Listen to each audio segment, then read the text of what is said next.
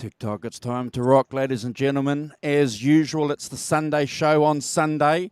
We discussed maybe doing some name changes for the Sunday show, but one of my co-hosts said, why change it? Because it's on Sunday, it makes sense, it's the Sunday show. And I said, absolutely, absolutely all right, because that person said if you change it, he's gone. And he's halfway gone. He's halfway going because he's changed his name.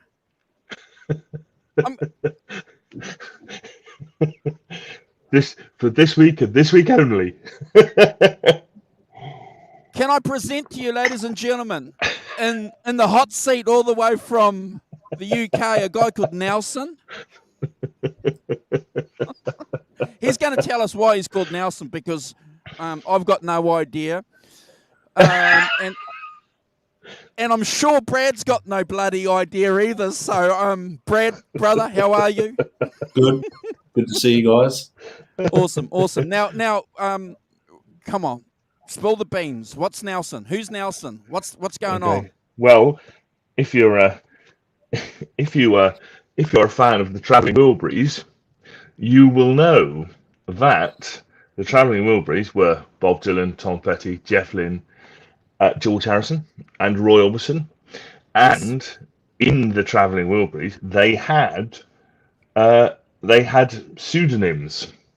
So Bob Dylan was Lefty Wilbury, and George Harrison was Nelson Wilbury. So, in honor of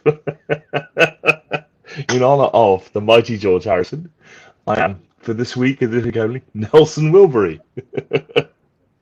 Nice to meet you, Nelson. My name is Andrew. I'm from Hamilton, New Zealand. Down below there is our co-host, all the way from Melbourne, Lockdown City, Brad. Again. Oh, man.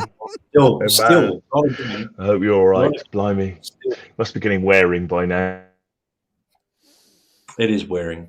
But, we're keeping good spirits, and it's good to be able to connect like this. I think Simon's got the spinning wheel. Are you there, Simon? I'll come back. Yes, don't worry. Short-lived. Yeah.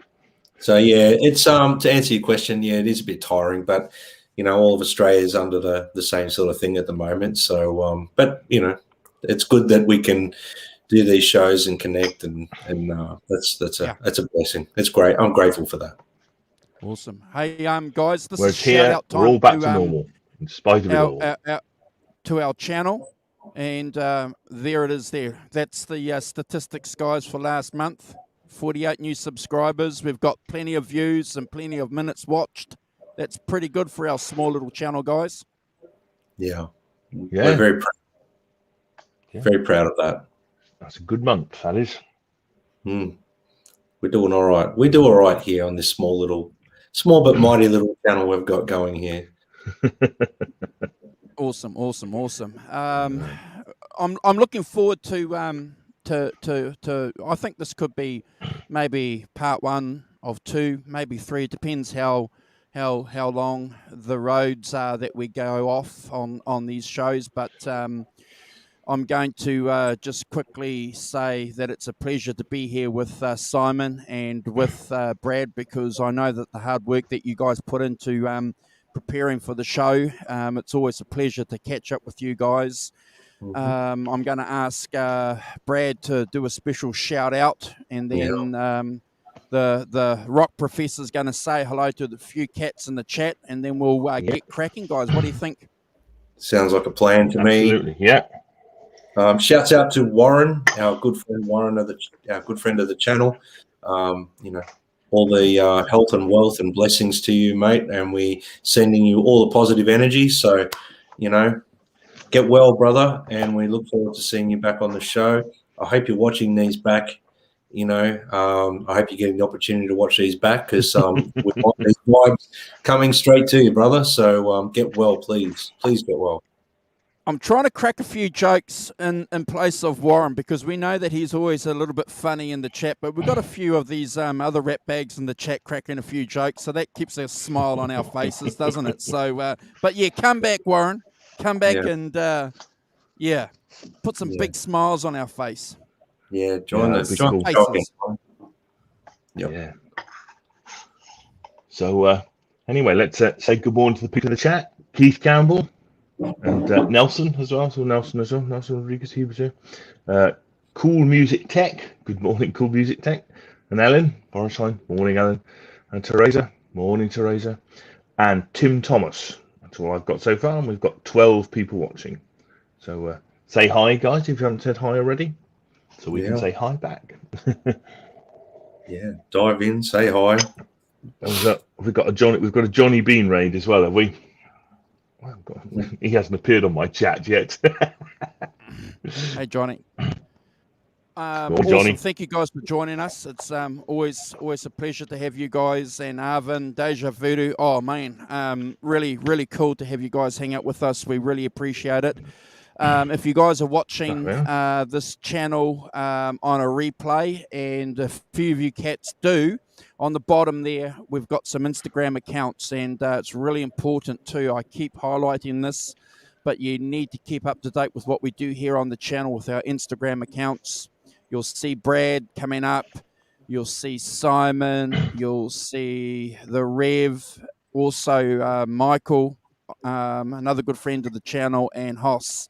But especially if you see Brad's stories, that certainly will keep you up to date. And even the Rock Professor is Instagramming. My gosh.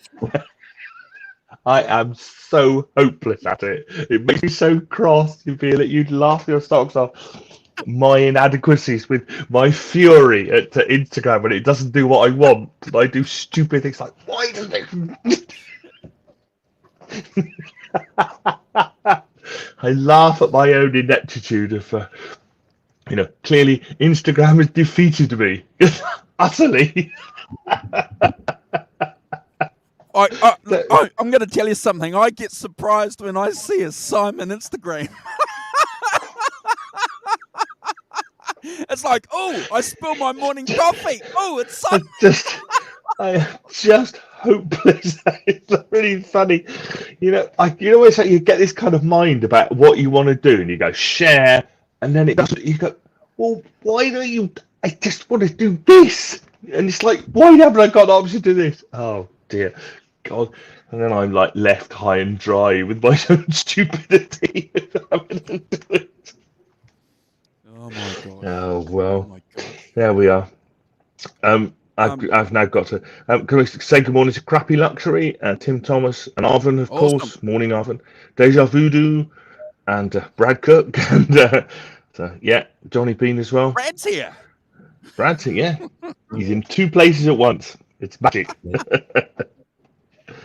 No, Johnny Bean showing off because he's been on Instagram for years. I've been on Instagram for years. I just don't know how it works. There's a difference between being on it. Being on it. And being on it. There's a gap this now big. I'm going to leave it there. Yeah, no, that's true. It's entirely true. Yeah, I've been on it for many years, but about how it works, God only knows.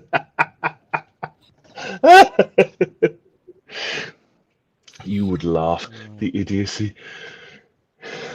There we are. Yes, Deja Voodoo, that's right. Whilst my device gently beeps. That's me. Oh my God, that's clever. That's clever. While my device gently beeps. That's fantastic. Beautiful. Nicely done, that is, Deja Voodoo. Nicely done. All right, guys. We're going to start the deep dive. I've got a little bit of an intro here, just a small little one, more of a sentimental, emotional shout out for this album. So if you guys can give me a couple of seconds, please. I just want to pass on a couple of thoughts about this album. Then the co-host, as usual, because you guys in the chat like it, we'll go and we'll talk about what this album means to us personally. And obviously, we want to hear what this album means to you guys in the chat too. Is it, where is it situated as far as 70s albums? Where is it situated in ex-Beatle albums? And of course, the co-host will answer that question too, I'm sure. But All Things Must Pass is the war and peace of rock and roll. It's a lot to wade through, but the wade is well worth it. Like Tolstoy's great novel, George Harrison's massive 1970 triple album is an epic, monumental, somewhat daunting masterwork. It captures the irreconceivable march of time and the passing of the Beatles and the swinging 60s in particular, with a profound sense of loss, resignation, renewal, and an all-encompassing spiritual perspective, which is the key for the album. I think we have to understand that, and we'll certainly talk about that a little bit more with some of the songs. And it's based on a thing that's really important for George Harrison, universal love. While it wasn't the first rock triple album, the Woodstock soundtrack album came out 6 months earlier. All Things Must Pass was the first triple disc rock studio album by a single artist, and an ex-Beatle as well. So that's a pretty interesting fact. It would yield number one hits for the ex-Beatle, My Sweet Lord, the now iconic Harrison songs like What Is Life, Isn't It a Pity, Wah Wah, and Beware of Darkness. All Things Must Pass also served as a gateway to the large-scale, more is more aesthetic of the 70s classic rock and the emergence of Harrison from under the giant songwriting shadow of Lennon and McCartney. And it would prove to be one of the most compelling and original voices of the entire rock era. In my opinion, it's nothing short of a masterpiece. So I'd be keen to hear what the rock professor has to say and Brad about this album. Yeah, I completely agree. I mean, I think it's generally accepted, isn't it, that it's the best of the solo Beatles records. There's no... Guaranteed. McCartney and Lennon haven't made better records than All Things Must Pass. And, listening to it over the last week, I am struck by the quality of the songs, the quality of the ideas that have gone into it, and the way it's put together as well. We're clearly only doing sort of two discs worth, two CDs worth, but not necessarily the jams and the extra stuff that goes with the new things. But I am struck by the quality of it, an astonishing quality. And you get down to side 4 and you've still got amazing songs on there. So fantastic record from my point of view. I think it's uniformly very, very high quality. Songs, and even the shorter ones still have things to say, and I think that's one of the most important things. It has a lot to say. It has a lot to look at in terms of its. It struck me that it was almost like a concept album. I'm going to use the C word. That concept being, as you've said, Andrew, that kind of religion, universal love, one God. Kind of the different ways of looking at all of that, not from a organized religion point of view, but from his own personal point of view and his own personal spiritual growth and movement in that area. And I think that it did strike me that you could make a case for it being I've never seen it described as a concept album, but that kind of thing did strike me as that it wasn't way off the mark if you were going to describe it like that. I mean, clearly from my point of view, I've been. I didn't buy it at the time. I think it was quite expensive triple album for a kid with a paper round.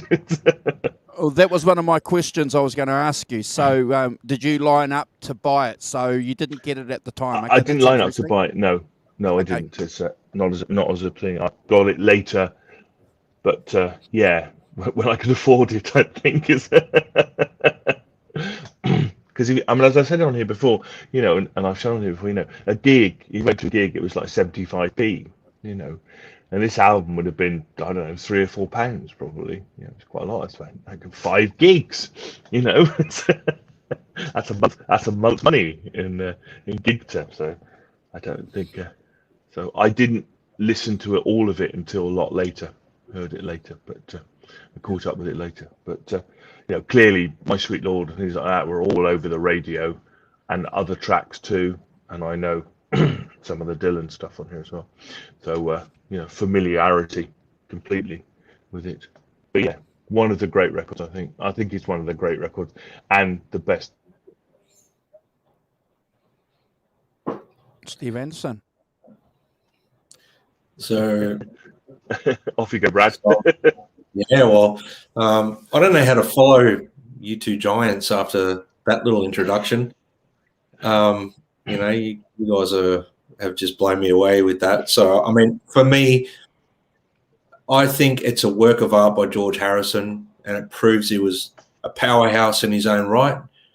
He was a great songwriter. He evolved from, a teenager through to the 70s as his own powerhouse songwriter, producer, an artist.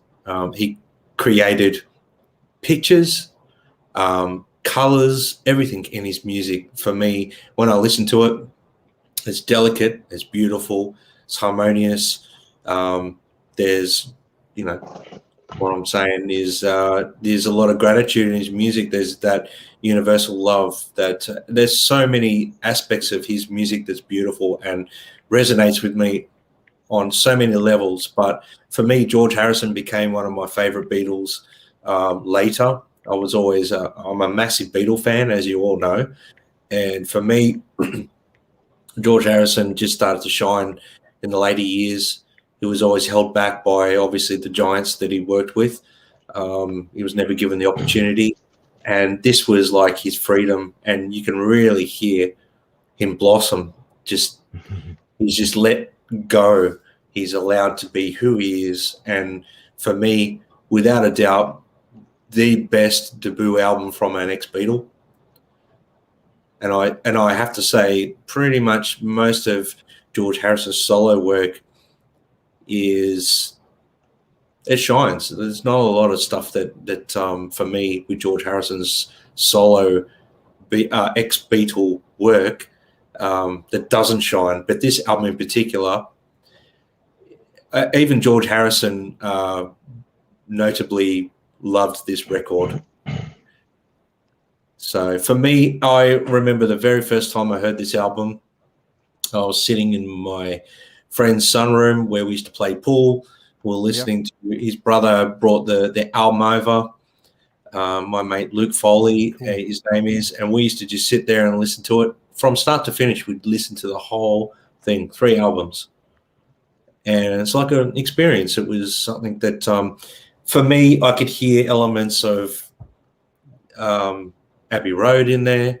I could hear elements of the White Album. I could hear elements of Let It Be in there. And when we deep dive into the songs, I'm going to obviously allude to a few things that might interest some people with my thoughts. But I see music in colors, and I see music in wavelengths and colors. That's how I see it. And there's so many beautiful colors and everything in his music to me. There's romance, there's love, there's peace, there's harmonious living, and it's a masterpiece. That's all I can really say about it, guys. Oh, look, I agree with you. I think it's one of those great things. What's really interesting, it's an album of contrasts, isn't it, Simon and Brad, between what George was doing and what the other Beatles were doing. The wall of sound on this album as opposed to the stripped back sound that Lennon was doing, and McCartney was doing. While Lennon was talking about God doesn't matter, or he's out of the picture, doesn't matter anymore. Clearly, God for Harrison is in the middle, smack bang of this album. So, this is what I love about it, because you have to measure, I think, to get the best out of this album, because you're going to come to this album if you're a Beatles fan. I'm going to make some generous analogies here, guys. So kick me in the bum if I'm wrong. But you're going to come to this album by being a Beatle fan, and you're going to make comparisons between this album and other Beatles. And we've just done it in our introduction. We've done it ourselves. So yeah. So I just think it's remarkable. One of the comments in the chat, he saved his best work for his solo stuff. I think that's because the other Beatles too just didn't want to listen to it, and it's pretty clear if you pick up on a lot of the material now that's out there. They weren't interested. They were just happy to give them one or two songs, weren't they, Simon and Brad? Yeah, and yeah. There was some information I read up on this week, and it reminded me that Lennon and Yoko went to one of the sessions or something that Harrison was doing in this album, and it was very uncomfortable for Harrison, apparently. Do you guys know about that? That's correct. You guys are familiar with that story? Yes. Yeah. Well, can you? So you've brought it up. So can you please elaborate on it, because it's really important. Yeah. Well, it was just something that I remembered from a long time ago reading about it, and it came up again in something else I was reading in preparation for these shows. And apparently, Lennon had his socks, his hair blown back from what he was hearing, apparently. But those guys weren't very centered at that point in time. Lennon especially was not very centered and grounded, where I'm not sure McCartney was either, but Harrison seemed very grounded at that point. He knew what direction he wanted to go. And from my understanding, he was very uncomfortable with the presence of John being there. So do you guys know about this story? Can you guys elaborate a bit more? There was something that came up that I saw in a book years ago, and then it came up again, and I was watching a documentary on YouTube, and it came up again, and I was like, what? Imagine that, like, the Beatles have just parted, he's off doing his own thing, and then John Lennon and Yoko make a surprise visit to him, and it threw him a little bit, apparently, in the recording process when they were listening back. There's a lot in there, isn't there? I mean, I read the stories up at night, and I'm conscious that the sort of background for that is, that he would present things like "All Things Must Pass," which is clearly a great song, and they're kind of not very interested, kind of, it's just another one of George's songs, and didn't really try very hard, I don't think, to include him in those things. That was my impression, certainly, that which is why he stockpiled all these songs. Some of them he just didn't even present to them, because he just, and I'll be interested to see if it's in the Peter Jackson. There's some film of them having an argument about, McCartney. I don't know if I'm, just cartoonizing of these things, but apparently McCartney's tended to like the bossy one, like let's get everyone do some things, and kind of making everybody run up and down. And when George tries to bring in with his bit more gentle kind of thing, he the thing about, they're not very interested in working up his songs and doing stuff, they do a bit, but clearly they didn't think, that, or they didn't want to think that the songs on here would pass muster. So I think there's a lot of tension involved in that, and I'm sure that he felt annoyed by the fact, in some way, that he was being treated as the junior partner. Andrew, I think there's a personal. I'm not a Beatles expert at all, but I've picked up a lot of stuff over the years because I've always been interested in this topic. And George and John had a very tight relationship, very, very close, and George found it very difficult to forgive John. And this is one of the interesting things that we have to be careful of, because I'm not talking about anybody disrespectfully, but it's interesting that over the last 20 years, they've whitewashed it a little bit, because John loved Yoko, so therefore everyone else has got to love Yoko. But we've got to put our minds into what was happening at the time. And it's very clear, Mark Lewisham talks about it as well. There's a few other books I've got here, a guy called... this guy here, Jonathan Gould, who wrote a book, and George found it very, very difficult to forgive John for the way that he brought Yoko into the Beatles and the way that the Beatles ended, because he wanted it to end better than that, and always put the responsibility, because it was John's band, back on John. So that makes sense when you take the personal Simon and Brad into account, with, obviously the fact that they're rock musicians making money, making a lot of money, making a shitload of money. That makes sense to me. Yeah. Very good point. And I think John Lennon was always one of George Harrison's biggest fans as well, because there was when they did Something in the Way, John Lennon said it's the best Beatles song ever written. So he was actually on George's side there, and maybe his curiosity while this recording session was it got the better of him. He needed to find out what he was up to, maybe. And and John was upset too that he only mentioned him, John. George only mentioned John, I think, for half a paragraph in his biography. Yeah. So, yeah. Well, and that's pretty telling, isn't it, bro? Yeah. But yes. I mean, that presence of John rocking up, obviously, probably, I can understand he was probably freeing himself from that Beatles shadow, and then John rocking up with Yoko would have thrown him back to that exact moment in that, those recording sessions, like Let It Be. We're going to see a lot of the stuff that's coming out soon from the new Let It Be sessions. But so I'm sure it would have just rehashed a lot of emotions and feelings that he had at that time. And he was focused on the moment too. George Harrison is very, very focused, because of his Eastern, philosophical training, very focused on the present. He's got this pretty average rhythm guitar player in the studio, a guy called EricClapton. So, who's John Lennon? He's got Ringo Starr, Klaus Vormann, Billy Preston, Bobby Keys, the country pedal guy, Pete Drake. Yeah. Bobby Whitlock, Eric Clapton, and Eric, some guy. That's the other thing too. I mean, John did pull George in to help put some slide on that song, How Do You Sleep at Night, like Nelson's just put there. But that was a shot at Paul McCartney. That song.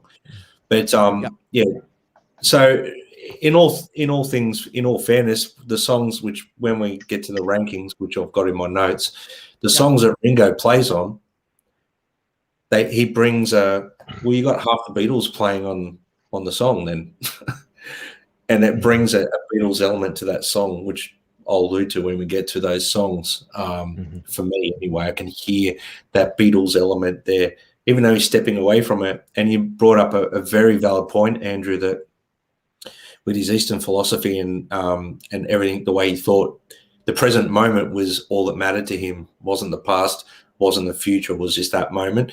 So John being there might have thrown him backwards a bit. So I'm just interested to see what you guys knew about that.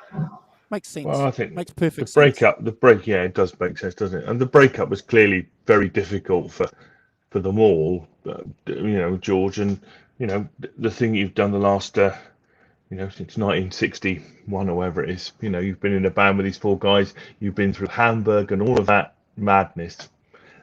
George was 14 when he joined the Beatles. Yeah, absolutely.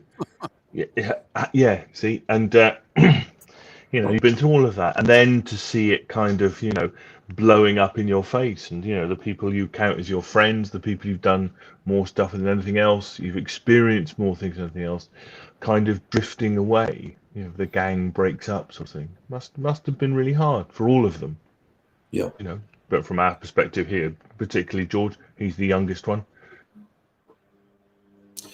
Yeah, 100%. Oh, really? So, yeah. The other thing that... go on, Brad.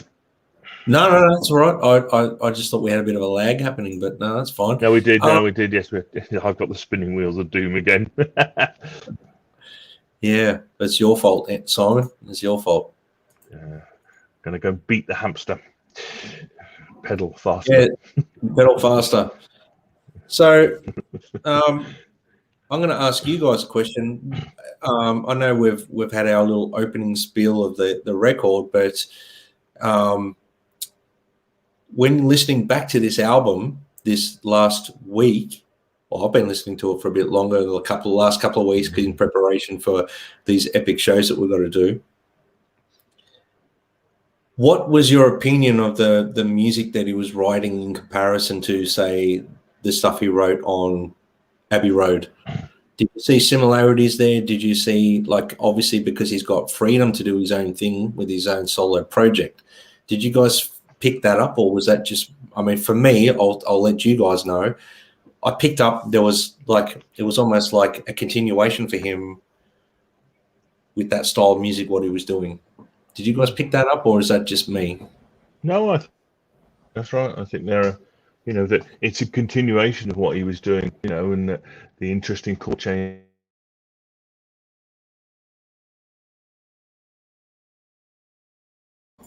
Andrew? Have we lost the rock professor? Is he back? No, I've come back now. No, I'm back. Okay. Carry on, brother. Carry on. What? Well, no, I'm just thinking that I think I agree. I think it's a continuation. I think that kind of what you don't get is you don't get a sense clearly with you've got a completely different set of musicians doing American musicians, the bass of Derek and the Dominoes band, Philspector, and that kind of muddies about how you can view what you think the Beatles might have done with them as a group, because completely set of different musicians, different ideas, different vibe coming off those players as opposed to the Beatles, but certainly a continuation. And I think absolutely that that the sound, the quality of those songs is absolutely up there. And I think it's sad that the Beatles treated them with some disdain, really. So he felt he couldn't really feel as though he could turn up with many of those songs and present them with a chance of getting them into onto the Beatles albums. That's a good point, and I'm glad you guys brought that up, because I don't see any epistemological break between what the Beatles were doing in the later years and what Harrison was doing on this. In fact, Harrison was the one that was continuing the Beatles vibe in his own way. But I think, Brad, that's a good point. That's a good point, and Keith even calls it Abbey Road 2.0. So we're on the money, guys. For me, I could hear these songs in the vein of the Beatles doing them at times. I was like, especially when Ringo's on drums, I'm like, man, this sounds like it's the Beatles, basically. Continuation. I've got a question for you guys. So Danny Harrison said that when he was doing the remastering, what do you call it? Remastering? Remastering, yeah. 50th anniversary. Yeah. He said that and this was a bloody argument I used to have for years, and I felt great when I read it. He said that he couldn't tell which player was George and which player was Eric, because if they were playing together, George is mimicking Eric and Eric is mimicking George, and so I couldn't tell. I could never tell. Years ago, who was playing what. Simon, did you sit down after listening to it for 5 times and go, yeah, that's Eric on there? Did you do that, Brad? Oh, no, that's EricClapton. No, well, there was parts where I'm still confused, and I've done my homework, but there's still parts that I'm like, that could be EricClapton, though. That could be George Harrison, because they did play very similar when they played together, 100%. And George Harrison's phrasing is very EricClapton, even like the solos, like from the Beatles days that he was playing once he became friends with Eric, and they co-wrote Badge, and they did While My Guitar Gently Weeps.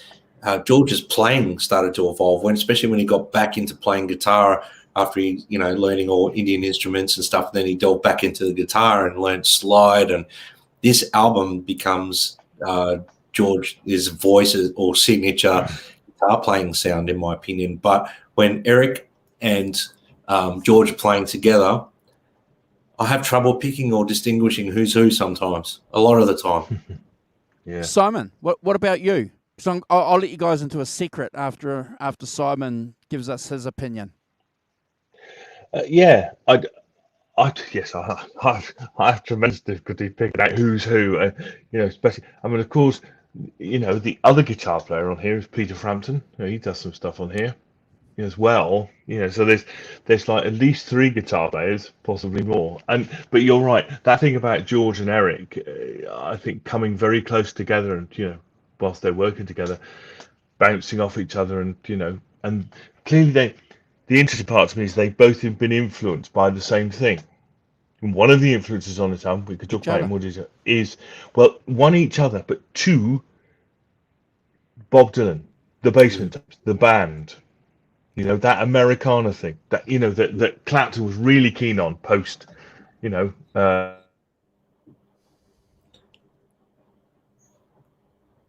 Simon's spinning wheel again, but I agree with him that the Dylan influence there, 100% on both of them. Yeah, but that thing about that it's not the flashy solo; it's what you're playing within the song and kind of how it fits, and that Robbie Robertson thing. Clearly we can talk about that in more detail, but I think that's a really important thing that they, slightly different places, but they're converging on a point, and that converging on a point arrives in All Things Must Pass.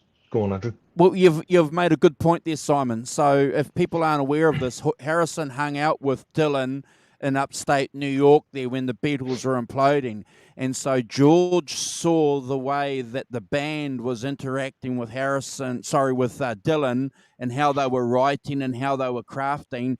And he took that back to what he was doing with this project. And who else was being influenced by the band, Simon and Brad? Eric Clapton. Absolutely. You see, it's amazing.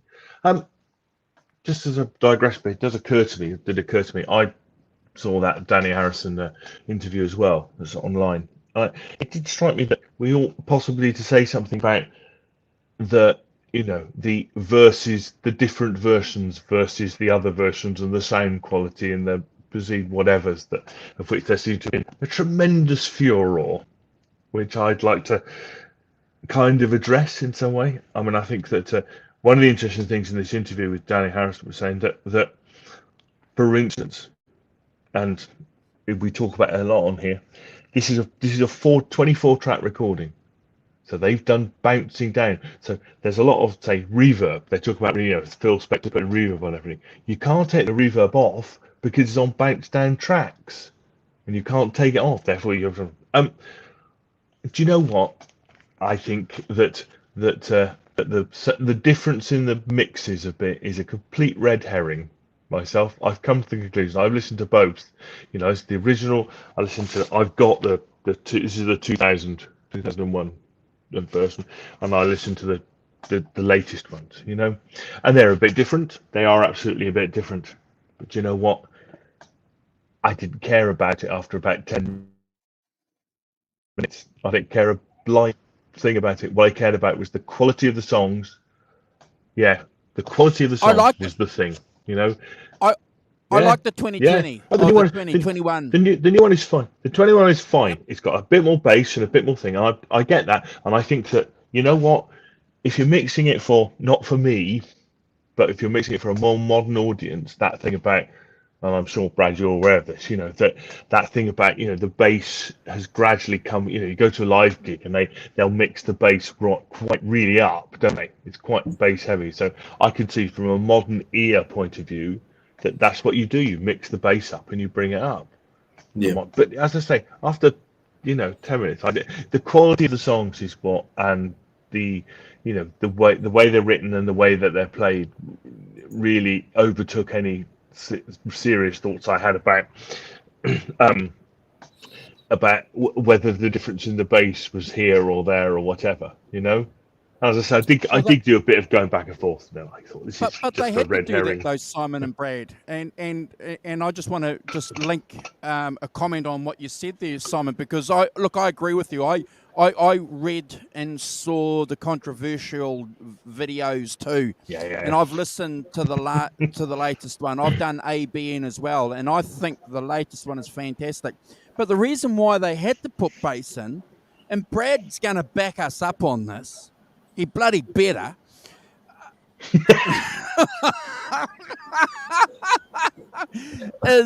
No pressure, Brad. Modern equipment today is bass sensitive. It's for your hi-fi system, for your sound system, for your monitors or whatever to work properly. You have to have that frequency coming through. Yeah, that's true. In modern technology, there's more clarity with certain frequencies. And look, I still listen to the original mixes. They're the ones I've been listening to. I haven't listened to the remasters with my rankings, but I stuck to the original mixes. Yeah, it doesn't matter. But, for me, I'm going to sort of say I agree. The bass frequencies in music these days are a lot more than probably how they used to mix and master things, but a lot of that comes down to modern technology, especially we're living in an MP3 world, so everything's MP3 and streams, so you've got to have certain frequencies pushed a bit harder. I'm not going to comment too much on the mixes, the differences or whatever. The only thing I'm going to comment on is the songs, the quality of the songs, like Simon said. The songs, the way they're written, the way they're recorded, and that's where the magic is for me. It's not in the mix. I mean, they can remix it as much as they like, but you can't polish a turd. So if it was crap, there'd be no point remixing it. I will say one thing, though, that is a little bit controversial. Danny's making some interesting comments about all these names in my head. Who was the Philspector? Philspector, and that's okay. He can talk about that because Philspector did some weird, whacked out things. But at the time, GeorgeHarrison wanted Philspector. He was friendly with Philspector. He looked after Phil. He made sure that Phil was functioning so that he could contribute to his record. So we got to remember that too. So Phil turned out to be this whack job and did all that. Blah blah blah. Okay, that's fine. But in context to this album, he is a key component. And clearly, McCartney hated Spector and what he did to Let It Be, didn't he? But Lennon and Harrison both liked. I'll read out a couple of things that Danny Harrison said about it, because I think it's really gets to the crux of it. So many people have told us you've got to de-spector the album. Danny says, I've been hearing that for the last 20 years every time we do a reissue, but you can't de-spector it. The way it's recorded, everything fits in its own place, with different instruments taking up different bandwidths, which is what Brad was just saying. So if you want to, say, increase the volume of the piano, you're not really using the volume knob. You're using more just the frequencies to bring out an instrument more. And that's where you really see what Phil was doing. It takes a lot of understanding. So clearly that it's not just about we'll take all the reverb off. In fact, I was wrong about it. They did it 8 tracks and 16 tracks, to be honest, not 24. So there clearly would have been a lot of bouncing down. And once you bounce something down, you can't take the reverb off a bounce down set of tracks, can you? That's too difficult to do. But I think that that's a really interesting point and backs up, Brad, what you just said about the frequency thing and bringing those out, and but also in the context of as you say, you want to make the piano loud. You're not pushing the volume up. You have to kind of change the frequencies of it a bit and stuff, which is an interesting technical different way of mixing things. also probably an important thing to note before we move on from this discussion, because I wasn't really going to go too much on about the differences in mixes and things like that between the albums. But for me, it was recorded in 1970. Yeah, we've got to remember that. Technology's Technology's fantastic. So whatever Philspector did to get it sounding the way he did, you can't undo that, because that's what he was dealing with that technology. It's kind of like you can just polish it, can't undo it, because it's how the techniques they used to get sounds was different back then. But you said it, bro, in your introduction. You said it. You nailed it on the head, because you said that George Harrison loved this album. So he was happy with this album. It's not like Eddie Van Halen, who was unhappy with Van Halen 1. Two different things here. We're talking about a guy who loved this album, who was proud of this album, and never said bad things about this album. No, 100%. 100%. No, I think that's true. I think that just on that point about the technology things. Did you see Rick Beato doing what makes his song go great, Bohemian Rhapsody? He had Brian May on talking about it, and they were saying that Brian May was saying that, well, they were talking about I've talked about here, the vocal tracks, and they have to go in and do the 4 things, 4 here for you, and see. And he said that at one point, he said they took the tape out and you could hold it up to the light and you could see through it, because they'd done so much work on it. It was like the actual magnetics were being shaved off. So they had to quickly transfer it onto another piece of tape to save it. Wow. Otherwise they've had to go back and do it again, which is but could actually see through the 2-inch tape. There's a pile of dust, increasing pile of magnetic dust on the machine. Wow. So that's an important thing you've mentioned there, Simon, and especially back in reference to this album. So there were certain notes that Harrison could try and get vocally. They slowed the tapes down. They did all sorts of things so he could get the pitch right, and then when they sped it up, his voice would go higher. So what I'm trying to say is that type of technology isn't used today. So if you were to try and undo all that, you're just going to undo all the brilliance in what they did. So yeah. Yep. Yeah. So I don't want to go too far into this, but as I say, and Brad, you said it as well. Actually, the thing for me is that I got over. Never mind if there's a bit more bass or a bit less bass. You know what? The quality of the songs and what you're trying to do was really became the overriding factor. And I decided quite quickly that the difference in the things was really a red herring. Difference in the sounds and stuff. I did go with the latest versions. I listened to it on Spotify mainly because you could stop and start it, kind of, Whereas I've got to lean over on my CD player and muck about. It's a bit more technical. But so I did the 2020 version, the latest version, and they sound great. But I listened to this one in the car, and it sounds great too. A bit different, but I got over it remarkably quickly. Yeah, I mean that's the thing. Like I said before. And I'll say it again, you can't polish a turd. If it wasn't very good, if it wasn't a good song and recorded well, you wouldn't be able to polish it up, make it sound the way it does. So there we go. As we said lots of times on here, that the constraints under which they recorded, on 16 tracks and stuff like that, make these things great, I think. 100%. Spinning Wheels of Doom. So what we'll do when the Rock Professor gets back, we'll you're back. I'm back. Any other points, guys, that you guys want to make before we start talking about some of the tracks? I've got some picks here. Let's do some picks. Andrew, just before you get too heavy into the pictures, I just wanted to. You were going to allude to a secret for us. You're going to let us in on a little secret. Okay. So for years, this is one of the great things, and I'm old. Okay, so this is one of the reasons why. You're not. This is why I'm going to get a pass. But I didn't know for years that Eric Clapton played on this album.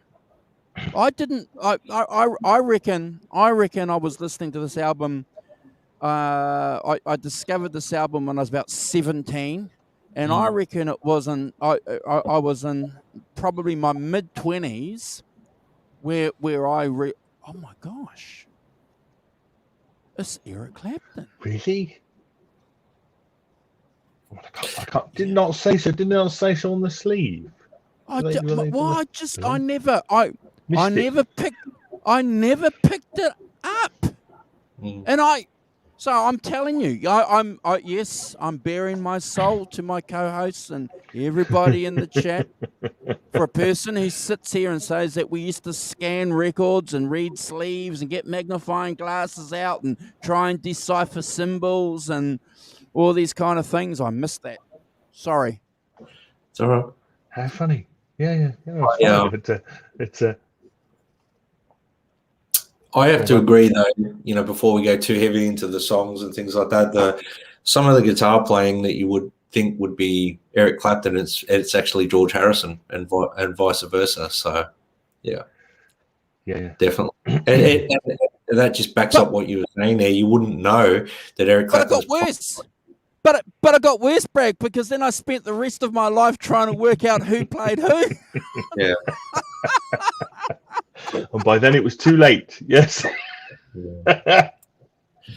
That's the beautiful thing about music, though, and it's funny.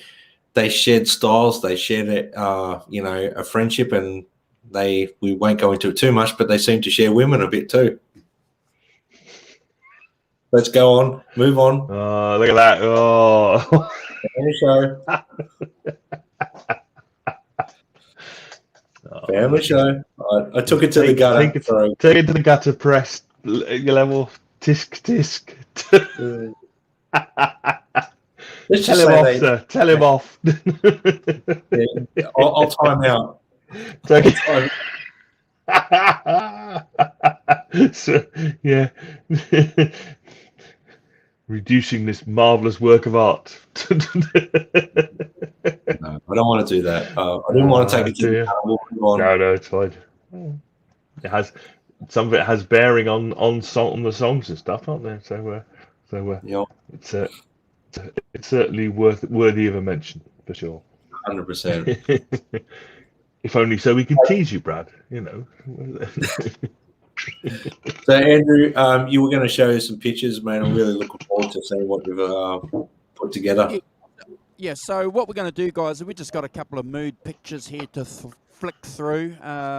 Next week, we'll have some gear picks for all you gearheads out there, because we love talking about a bit of gear when we can, but just give me a second, guys.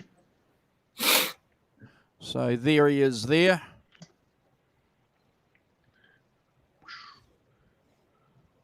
I'll get rid of that comment so we can get a better look at the graphics. Hold on.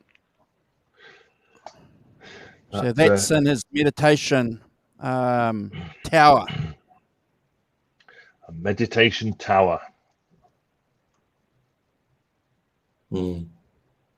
That's luxurious hair, isn't it? I'm going luxurious hair. Yeah, always liked that photo. Always loved cool it. Photo. Cool photo. There's some really good photos from this era. I love this era.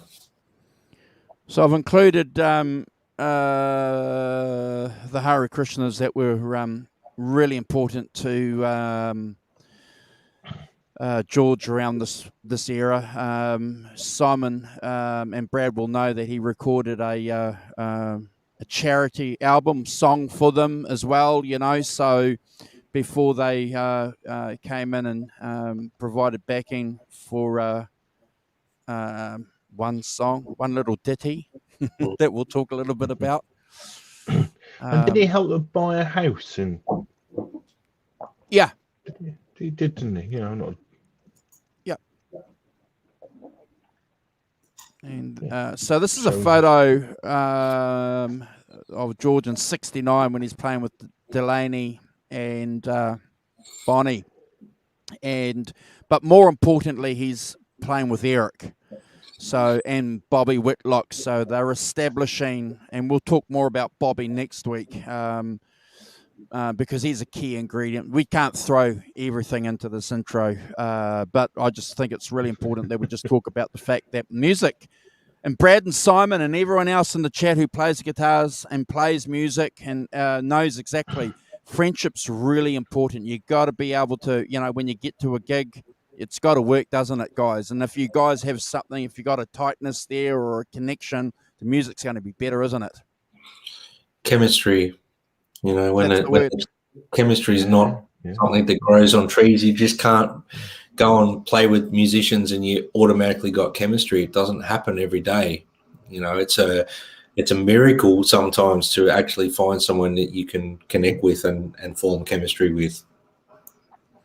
And this is obviously Derek and the Dominoes, and this is around the time that they were doing All Things Were Past. This is taken at Eric's mansion. It's a famous photo. But yeah, a key component to that album. And again, we'll talk more about them in the songs and maybe next week.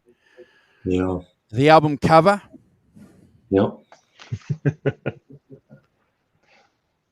Always loved that cover. It's a great cover. The gnomes of Friar Park, yes.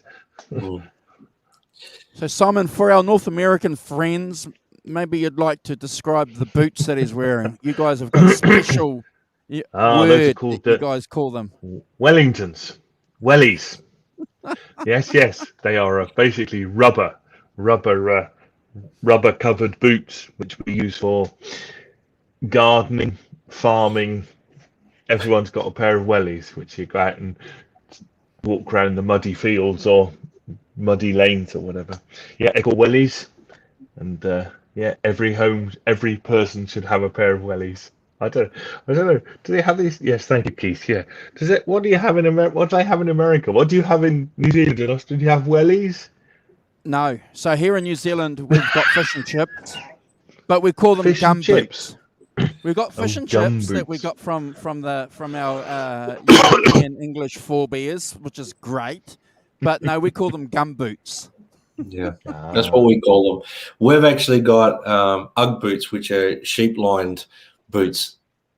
That's what we have here in Australia. But yeah, they're called gum boots. That type of boot. But our what they wear here in Australia commonly is what they call Ugg boots. Ugg boots. They're lined with sheepskin. Ugg boots, they're just fashion items, Brad. They turned inside out. But Keith says we had cowboy boots. That, Keith, is just showing off. Yeah.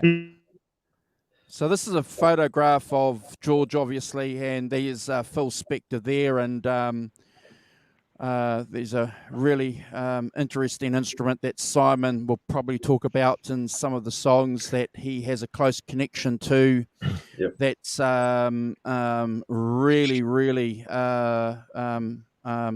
a critical component to this album. It's more so than what people thought. And that's one of the great things about the re-editing, Simon, that they did. They found that the Moog was heavily involved in a lot of the tracks. So I look forward to talking. But there's Philspector there. And, they were good friends. George appreciated his ear, Simon and Brad, didn't he? Yeah, 100%. Although I think he found him quite difficult to work with, didn't he? Because I think Dahani described him as being something of a nutter. Well, he's a genius. He's a genius. Yeah. Therefore, it's difficult. Look, how do you think Brad and I feel working with you, jeepers?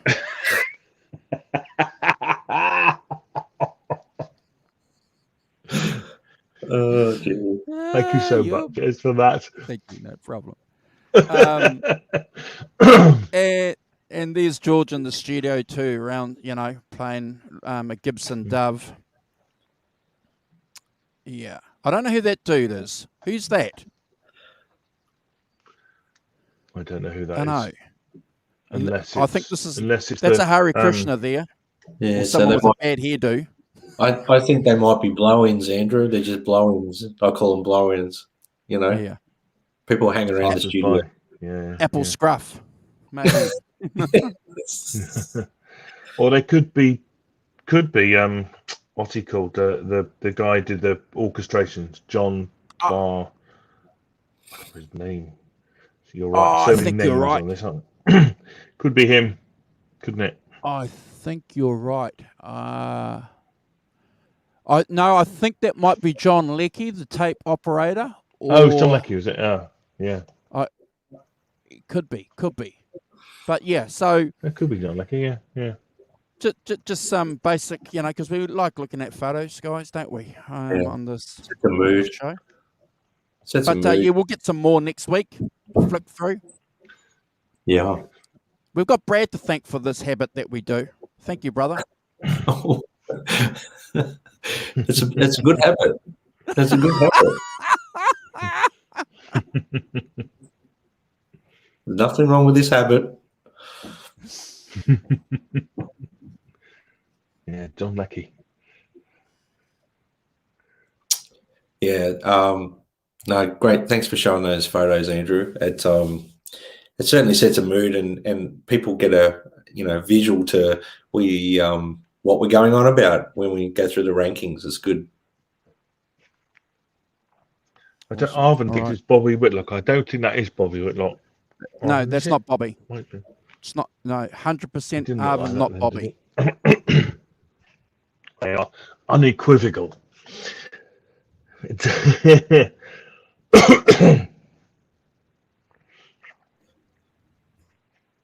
Yeah. So Simon.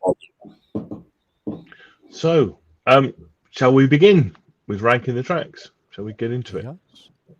Yes.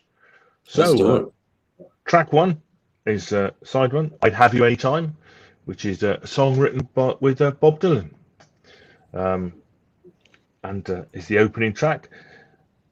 They wrote it at Dylan's home in Bearsville near Woodstock in upstate New York in November '68. Its creation occurred during a period when Harrison had outgrown his role in the Beatles and Dylan had withdrawn from the presses of fame by having the motorcycle accident, which is probably not as serious as it was made out at the time, to get him off the treadmill a bit. And as we all know, he was in upstate New York hanging out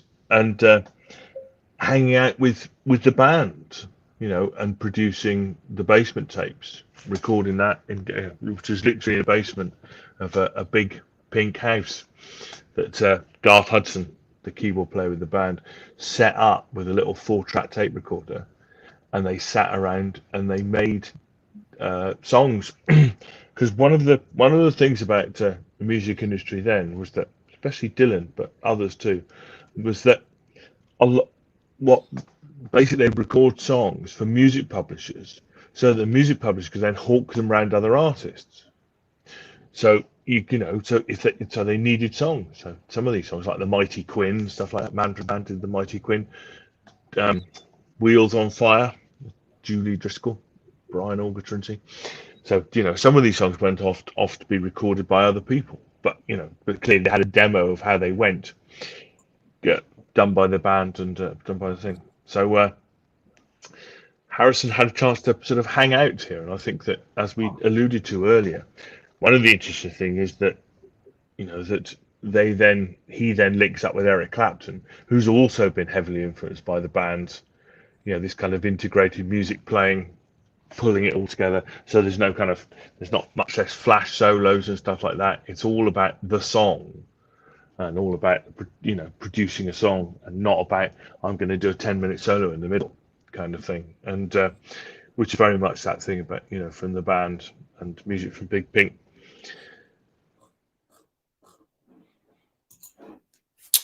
Spinning wheel, Simon. With them hanging out, and the I'd Have You Anytime. Okay, so we'll wait for the Rock Professor to get back here, ladies and gentlemen. And while he's doing that, we want to say, please, can you tell us where you're from in the chat? We got a good heads up yesterday from the Rev. The more comments we have in the chat, the better it is for our channel, for our situations in YouTube land. So tell us where you're from. Yeah. Sorry, guys. We've got Nelson Wilbury back. So anyway, yes, where was I? So I think the way it worked is that Harrison's verses urged the shy and elusive Dylan to let his guard down and open up a bit, and the Dylan composed choruses respond with a message of welcome. That's how it works as a song. If you think about it like that.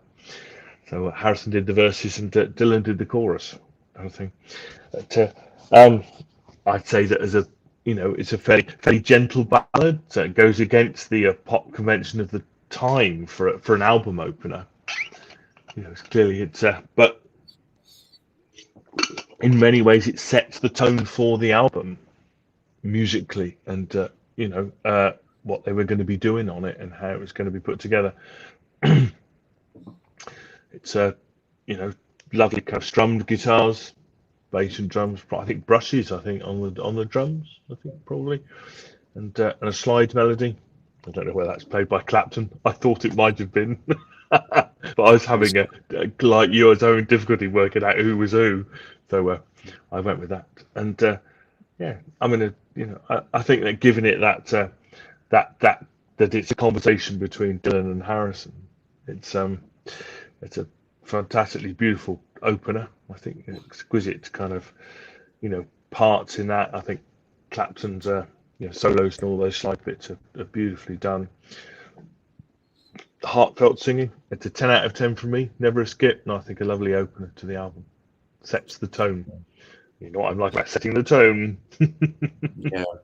And this album in particular is the running order is set for the album, which is what we always go on about in these album rankings and song rankings is the way the continuity of the actual songs, the way they're situated on the record. And this song in particular is just beautiful, in my opinion. It's a beautifully written song. I adore this song. Some wonderful guitar playing, the little guitar playing in the intro there. Definitely sounds like Clapton to me. And it actually sounds like Clapton channeling George Harrison's Something in the Way type playing for me. Some great lead guitar playing. The song is heartfelt. The vocal for the song is perfect. That's just my opinion. I love the delicate drumming, the keyboards, the acoustic guitar. Sonically, it's brilliant. I love the little outro solo. It's a really warming song, a beautiful start to the album. And I couldn't imagine any other song starting this album, and it really introduces us to George Harrison's solo career in a wonderful way. I have to give it a 20 out of 10. It's never a skip. Never a skip. Oh, look, I agree with what you guys are saying. I agree with what Simon said. It's a great opener. It's Brad said it. It's he adores it. Just that simple, and then I just when I first heard it, it was just such a simple, lovely. Yeah, lovely is just I can't describe it other than that. I love the song. It's Simon. I think you said it. It's a mood setter. It's one of It's not a rocker. It's not. We've done a lot of albums on this show, and we go on about this great bloody Superman charging out, bang, cape on rocker. With this one here, it's like it's definitely one that's putting you back, getting you ready for certainly side one, which is just about. Oh, I won't talk any more about side one. We'll talk about the songs. But look, I agree with you. I'm going to give this song. I want to give it a Brad score, but I won't. I'm going to give it a 10 out of 10. I'm so glad. I'm so glad that the research tells me that it's Clapton, but for years I always thought it was George. So did I always thought it was, and you know what? Shit, it is like him, isn't it? That melodic slide is much more like Harrison than it is Clapton on the surface. Because Clapton's more well, you know, he's Yeah, not a yeah, delicate. yeah. He's not a delicate slider. You know, he doesn't mind missing a note or two. You know, or sliding into a note and sliding out. But this is just the touch is deft. Yeah. Guys, 10 delicate. out of 10. It just goes 10 to out of 10. show. It just goes to show with good songwriters and great musicians will always play for the song rather than show technical ability. And it's highlighted on this song 100% by all the musicians that play on Yep. it. It's all about the song. It's about the craft of becoming part of the song. And Clapton just shines on this one. Harrison sings like a breath of fresh air for me. It's amazing. Anyway, I had to throw that in, guys. I'm sorry. I'll just make one other point that I made that I just wanted to the singing, just the bit where he sings, where he does the "you" bit, ooh, and he elongates the word "you" and across about 6 notes. That is just killer. Just gets me every time. I just think that's so beautiful.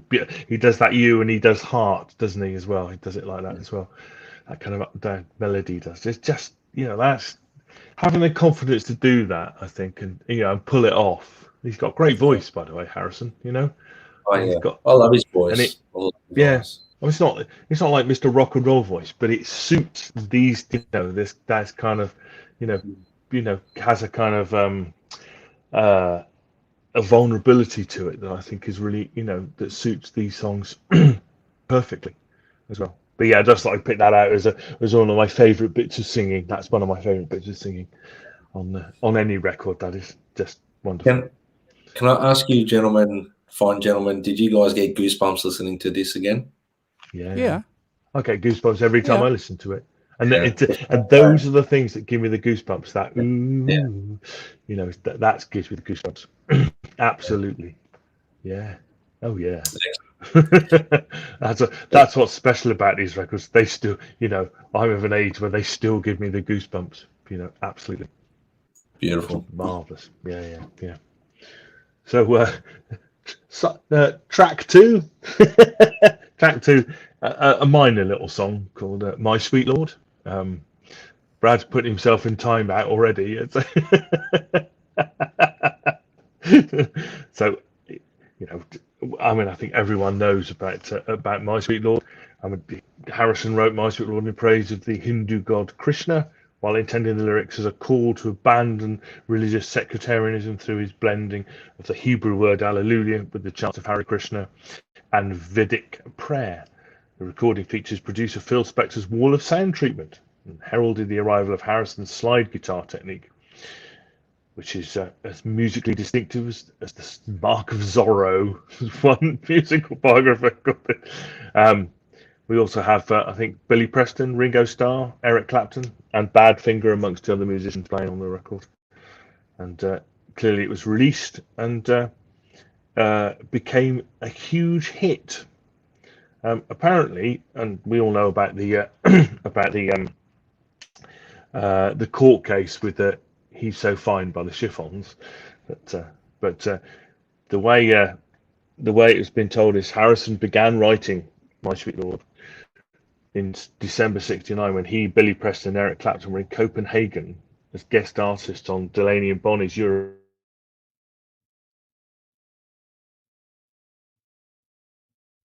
Back on it. There we are. I'm back. So Harrison had already written the gospel-influenced "Hear Me, Lord," and with Preston, the African-American spiritual "Sing One for the Lord."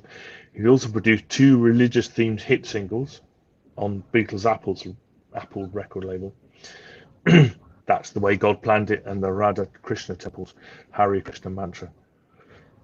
So the stopover in Copenhagen marked the end of Delaney and Bonnie's tour with a 3-night residency at the Faulkner Theatre. And My Sweet Lord was received while the band members were attending a backstage press conference. He had ducked out onto an upstairs room in the theatre, and he recorded vamping the chords on guitar and alternating between singing the phrase Alleluia and Hare Krishna. He later took the idea to the others, and the chorus vocals were developed further. So basically, sort of gospel song that he sort of incorporated other things into it. And the other thing was he's so fine was that "Oh Happy Day," which I think is an 18th century Christian hymn. "Oh Happy Day, oh Happy Day," which you can see fits in with that as well. As I've said, the lyrics reflect Harrison's desire for a direct relationship with God, expressed in simple words that all believers could affirm, regardless of their religion. And that's one of the themes of this record. I think is that kind of trying to connect with God and not be in the organised religion thing. Doesn't matter what religions you are. He said that My Sweet Lord has got a mantra in there, and the mantras are, well, they call it a mystical sound vibration encased in a syllable. Once I chanted it for like 3 days non-stop, driving through Europe, and you just get hypnotised. And as I said, that's the Alleluia bit common in Christian and Jewish religions, and juxtaposing that with the Hare Krishna mantra, and also having the first 12 words of the Hare Krishna mantra in the song, Hare Krishna, Hare Krishna. So, so an amazing song, really, and I think that's also an amazing idea as well, to kind of have that and to think about it in those ways, about trying to, bring people from all religions together as one thing, and having that direct thing with God is a big idea, isn't it? It's a big idea, and has much to but it is achieved with a lightness of touch, and kind of it's not heavy. It's turned it into a thing of beauty, and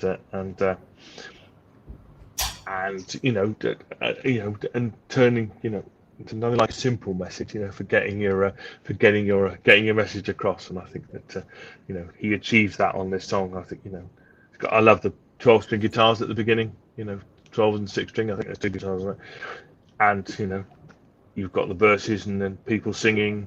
Oh, it's just a beautiful song. It's 100 out of 10. It's an absolute classic. And absolutely not a skip. And it's one of the great records of the early 70s, and certainly one of the great post-Beatles records. Yeah. Look, you've touched on everything pretty well there, Simon, and I'm just going to highlight a couple more things, and I'm going to hand it over to Andrew. But I love that lush acoustic intro. The solos, from my understanding, is George Harrison playing slide. So that isn't it Peter Frampton? Apparently, apparently Frampton turned up, and he's verified he played lead guitar on My Sweet Lord. Apparently he turned up, and Harrison handed him his legendary Les Paul, and Frampton assumed he was going to play rhythm, but Harrison said no, he wanted to play lead, so Frampton did. So I think it could be Peter Frampton. That's one of the controversies of the album. Right. Yeah. Okay.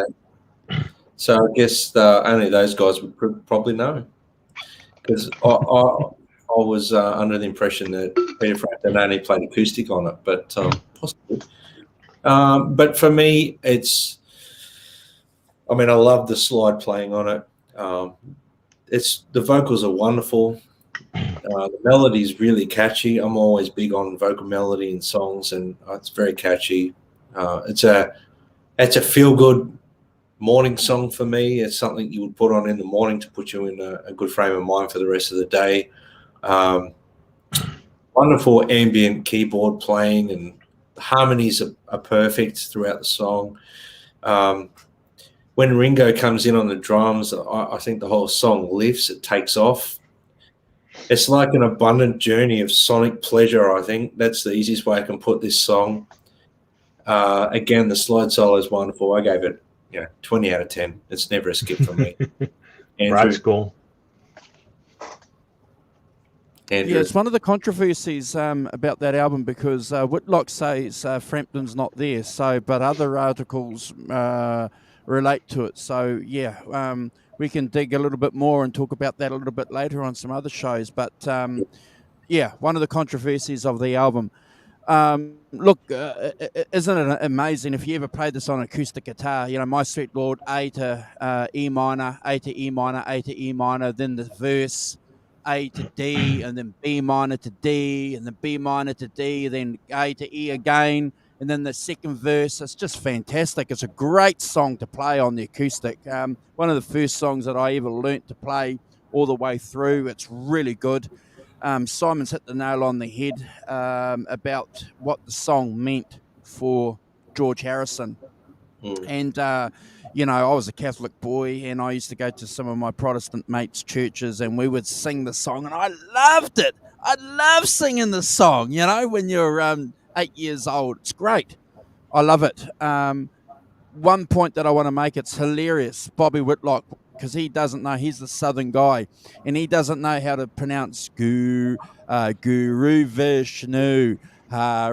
He can't pronounce. So George had to write it out for him phonetically on a piece of paper. So these background singers could get, you know, because it was really important for George that they pronounce these words right. So being the erudite Englishman that he was. I'm not going to add anything more to the song other than agree with Simon. It's 100 out of 10. It's one of the best songs ever written. When Brad said earlier about getting goosebumps, I still get goosebumps when I hear this song. It's just, it's a masterpiece. Yeah. Didn't Bobby Whitlock said that only him and Harrison sang on it, didn't he? Did he say they did all the backing vocals? Yeah. He said that. Yeah, he did say that. Yeah. I seem to remember. I don't know. It feels like a bit more than that, but I'm not sure. It's difficult to tell. But, as you say, people's memories and people's, fade in the mist of time, don't they? And what they remember, what actually happened is. Well, Frampton was definitely there somewhere. Whether he was playing lead, or he was definitely there. That's not debatable. But what he played, wow. I'll be honest with you, and I don't know who it is now, but it does sound very George Harrison-y. And this album in particular, for me, George Harrison with his lead playing. His playing actually becomes signature for the rest of his career. Like every album he's done post this album with his slide playing, it sounds like it's off All Things Must Pass. That became his thing. Yeah. When he played slide with Gary Moore and things like you knew it was George Harrison instantly, like within an instant. So for me, I want to believe that it's that it's George Harrison playing slide on it. That's just me. The important bit is that it's a beautiful part and it enhances the song. It gives the song whoever played it color, and whoever it is, it is a highlight, to the musicianship that George had around him at the time, because they're all playing for the song. Yeah. Which I think one of the themes of this, isn't it? Playing for the song, rather than. Yeah, that's right. Yeah, he did. Crappy. Yeah, that's right. Yeah. So track 3 is Wah Wah. This was written following his temporary departure from the Beatles in January '69 during the Get Back sessions that resulted in their Let It Be album. The lyrics reflect his frustration with the atmosphere in the group at that time, namely Paul McCartney's over-assertiveness and criticism of his guitar playing, John Lennon's lack of engagement with the project and dismissal of Harrison as a songwriter, and Yoko Ono's constant involvement in the band's activities. You could see there's a stewing pot of trouble if ever I heard one. But I think it's his statement of the personal artistic freedom from the Beatles, really, and its creation contrasts sharply with his rewarding collaborations outside the group in the months before Get Back, particularly with Bob Dylan and the band. So it was recorded shortly after the Beatles' breakup in 1970 and was the first track tape for All Things Must Pass. The recording features the Dents production from Philspector, and backing from a large cast of musicians, including Clapton, Ringo Starr, Billy Preston, Bobby Keys, Badfinger, the band Badfinger, and has that great grand cacophony of sound in horns, which sound like guitars, and vice versa. It's a very exciting song. So, in other worlds, you would have this much more as the opener, wouldn't you? Because of that sort of opening riff and that very strong kind of. Apparently, the phrase "wah wah" refers to it's like having a headache. I've got a wah wah, but I've got a bit of a headache. It's which is quite fun. But I mean, it's based around that electric guitar riff at the beginning, kind of thing, which they did. So it's but has lots of digs at at the other, quite sarcastically, about the lyrics, about digging at the others a bit, and which is fair enough, really. I think he was clearly having a hard time being in the Beatles at that time. But, so as we said, starts off with that, with that riff, with the wah wah. I presume that is that Clapton or Harrison playing the wah wah riff? I'm never quite sure. I was going to go with Clapton on the wah. That was just that's what I was going to go with. But it's Harrison's clearly playing slide on this one, in my opinion, as well. That's just So I'm guessing the wah parts are predominantly Eric. The other guitar parts, George, and that's what I'm assuming as well, and the rhythm. Yeah, it was hard. I listened to this song quite a bit to try and work out who's who, and going back to what Andrew said, it's hard to work out who's playing what sometimes. Who's doing what? Yeah. But that's okay.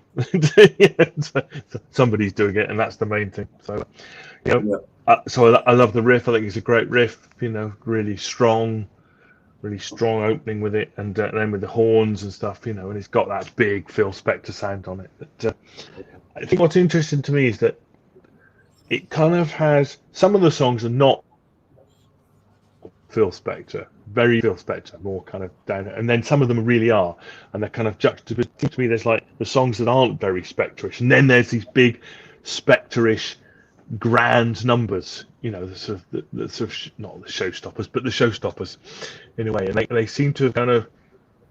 I felt like it had been put together in that way that not every song had that massive Spectre-ish sound. That some of them, My Sweet Lord has a bit of that, but is not too much.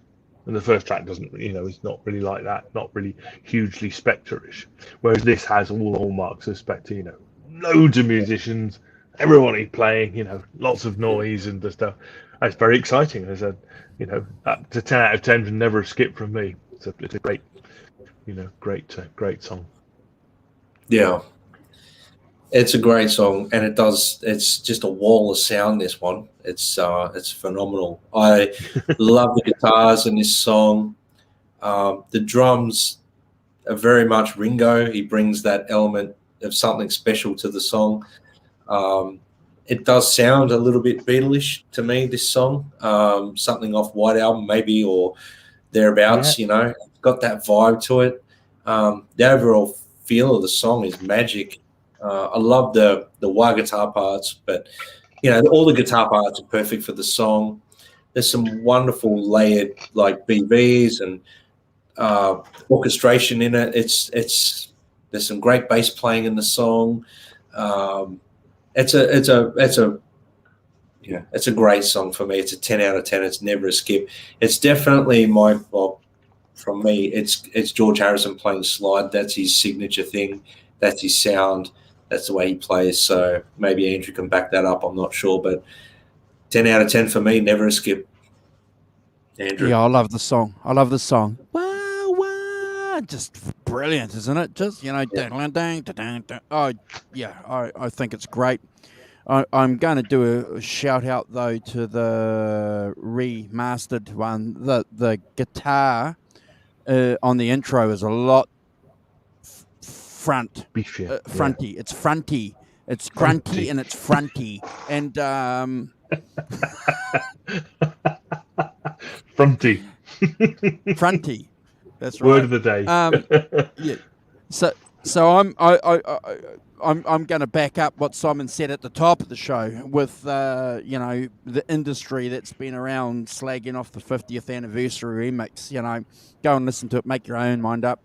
This is one song where it's definitely made it a little bit better. Simon's given you guys, I've got a wah wah. That's not an English term that means anything here in New Zealand other than it's not an English term that means anything here either. Okay. Other than it's one of Brad's most favoritist pedals. Effects. Favoritist. And it's forever in my life. When I think of wah wah, I'm going to think of Brad Cook. Brad Wawa Cook. See? Yeah.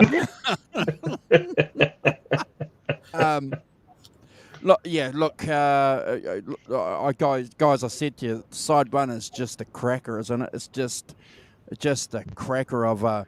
And I know some people that just listen to side one. I know some people. I've spoken to some people that just listen to side one, and I can understand why.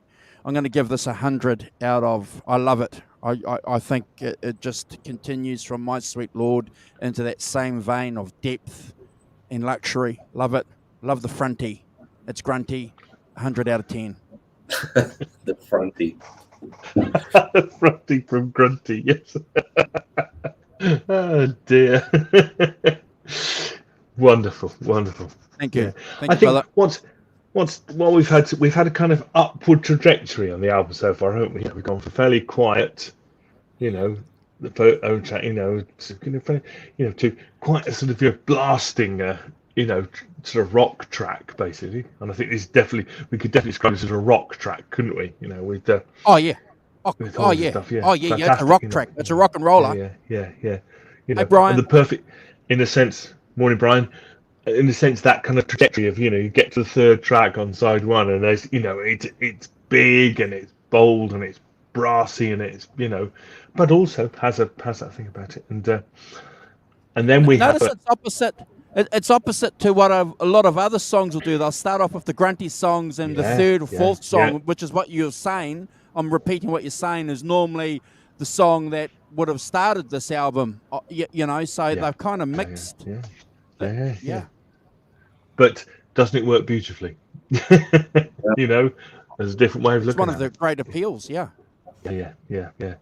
So, and then we get to track 4, which is the kind of, and I do talk about this a lot, the kind of the programming of a side, that beautiful kind of 20 minutes or so that you get on a side of an album to, to have a trajectory, to have a, the J word, the journey of emotion or whatever. So, and we get to, isn't it a pity? What? Say that. We don't say J word. You're allowed to. J word. Dear. Yes. Thank you, Keith. Yes. So we get to "Isn't It a Pity," which is version 1. We should note in passing, which is an anthemic ballad and one of Harrison's most celebrated comedy. It was the other single, wasn't it, off the album, I think. It's a kind of emotional and musical centerpiece in many ways of All Things Must Pass, described that by many people, and a poignant reflection on the Beatles' course ending. Co-produced by Philspector, the recording employs multiple keyboard players, rhythm guitarists, and percussionists, as well as orchestral and choral arrangements by John Barnum. The track also serves as a showcase for Harrison's slide guitar playing, a technique he introduced With All Things Must Pass, with its long fade out. The song references the closing refrain of the Beatles' Hey Jude, which I'm sure Brad's picked up on. Other musicians include Ringo Starr, Billy Preston, Gary Wright, and the band Figure. And with Eric Clapton on lead guitar on the reprise. So, a fantastic song, starting off, as I say, kind of ballad, which is typical of this album. I think that starts off acoustic guitar, piano, and there's all sorts of rumours about this, aren't there? About what's he called? Morris Gibb might have played piano on it, but might not have done, and things. But that thing about having about just having the ballad at the end of side one, I think is a very beautiful thing. I think it's a fantastic song. I think it has backing vocals are great. I think the acoustic guitar and the slide guitar mixing together is really brilliant. There's a lot to unpick in this song, and I think that the words very much the counterpoint. Another spinning wheel. That thing about isn't it a pity, isn't it a shame, how we break each other's hearts and cause each other pain, how we take each other's love without thinking anymore, forgetting to give back. Now isn't it a pity? Yep. I think that's a beautiful lines, and poetic lines, and summing up how he feels about the end of the Beatles. 20 out of 10, never a skip from me, and a beautiful end to side one. Yeah, Mr. Cook. Well, isn't it a pity? I love this song. Beautiful words and melody. The intro, that mellow intro with the keyboards, it sort of sets the mood for the song. The acoustic guitars are lush. The drumming is very Beatles. Very obviously it's Ringo, but it sounds like it could be a Beatles song. It could have been on a Beatles record. This song for sure. Some wonderful background vocals from George, doubling his own vocals, main vocal in the verses. I love how he does that. There's something eerie about the way he does that, which is it's haunting somewhat. So I love how he does that. I've always loved that line, the beauty that surrounds us. Isn't it a pity? For some reason, I just love that line. Wonderful orchestrated section. The slide playing is George. It's beautiful. I love the melody of the guitar lines. I would go as far as saying this song is a masterpiece. I have to give it 20 out of 10 or 100 out of 10, whatever you want to say. It's top mark for me. And it's what a wonderful song. Beautiful. Andrew.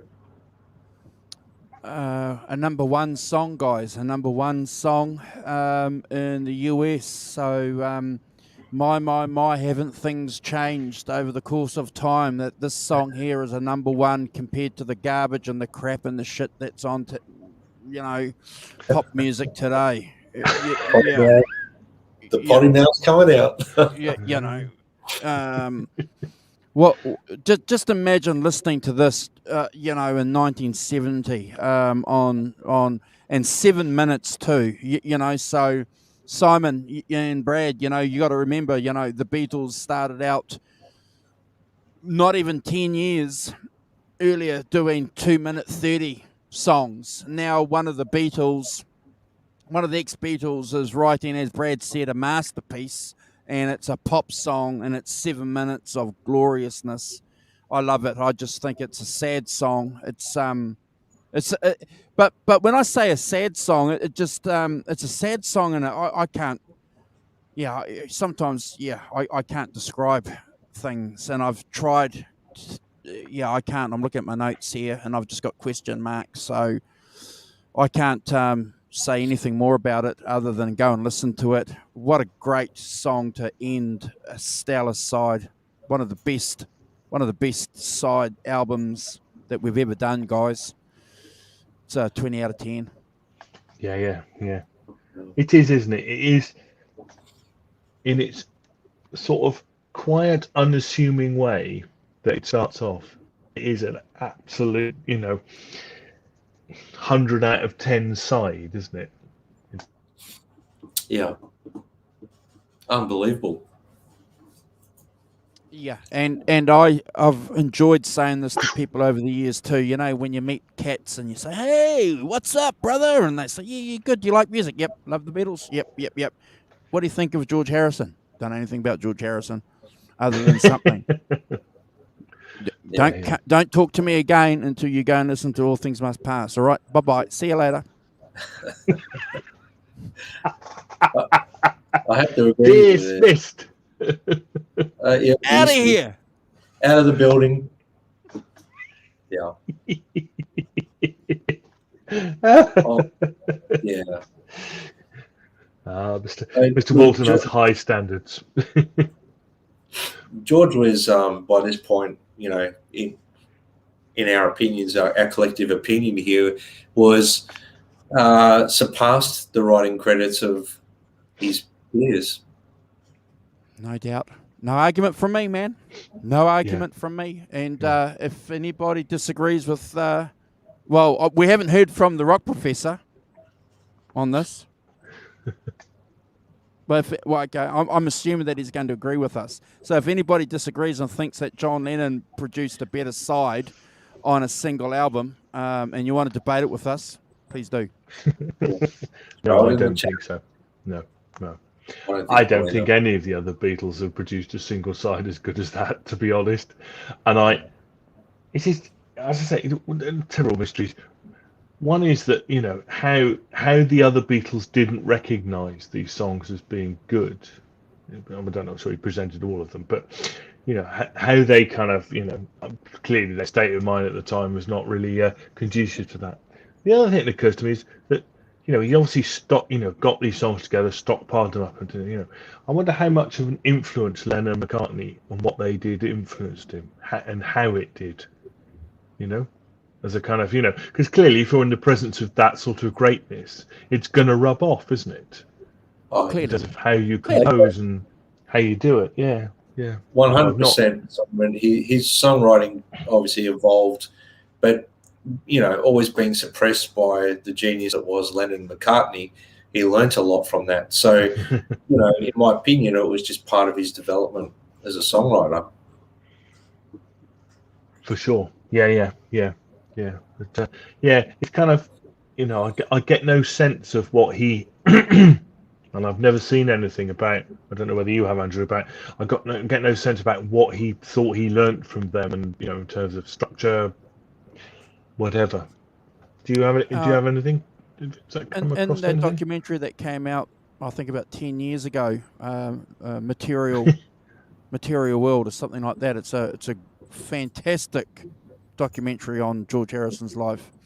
But he talks, and his wife Olivia talks about how George was in awe of the Beatles, especially. And even Yoko, talks about it as well, that there was a thing going on between George and John. So, and Tom Petty said it too. There's a couple of good interviews where Tom Petty talks about how George Harrison shared with him the art of songwriting, how he learnt a lot from Harrison and from Lennon and McCartney. So, it's clear. He was, if he wasn't acknowledging it publicly, he was certainly acknowledging it to people around him, which is, systematic with George Harrison, because he's not going to go public with everything, does he? Well, he was a bit of a closed book too. He didn't like to sort of say too much public. I mean, he's that song All Those Years Ago from Harrison later in his career was a ode to, or a nod to Lennon, Yep. So he obviously deep down inside had that mutual respect and love for Lennon, but he getting back to what we're talking about, he was suppressed for so long in the early Beatles career as a songwriter, but he was learning.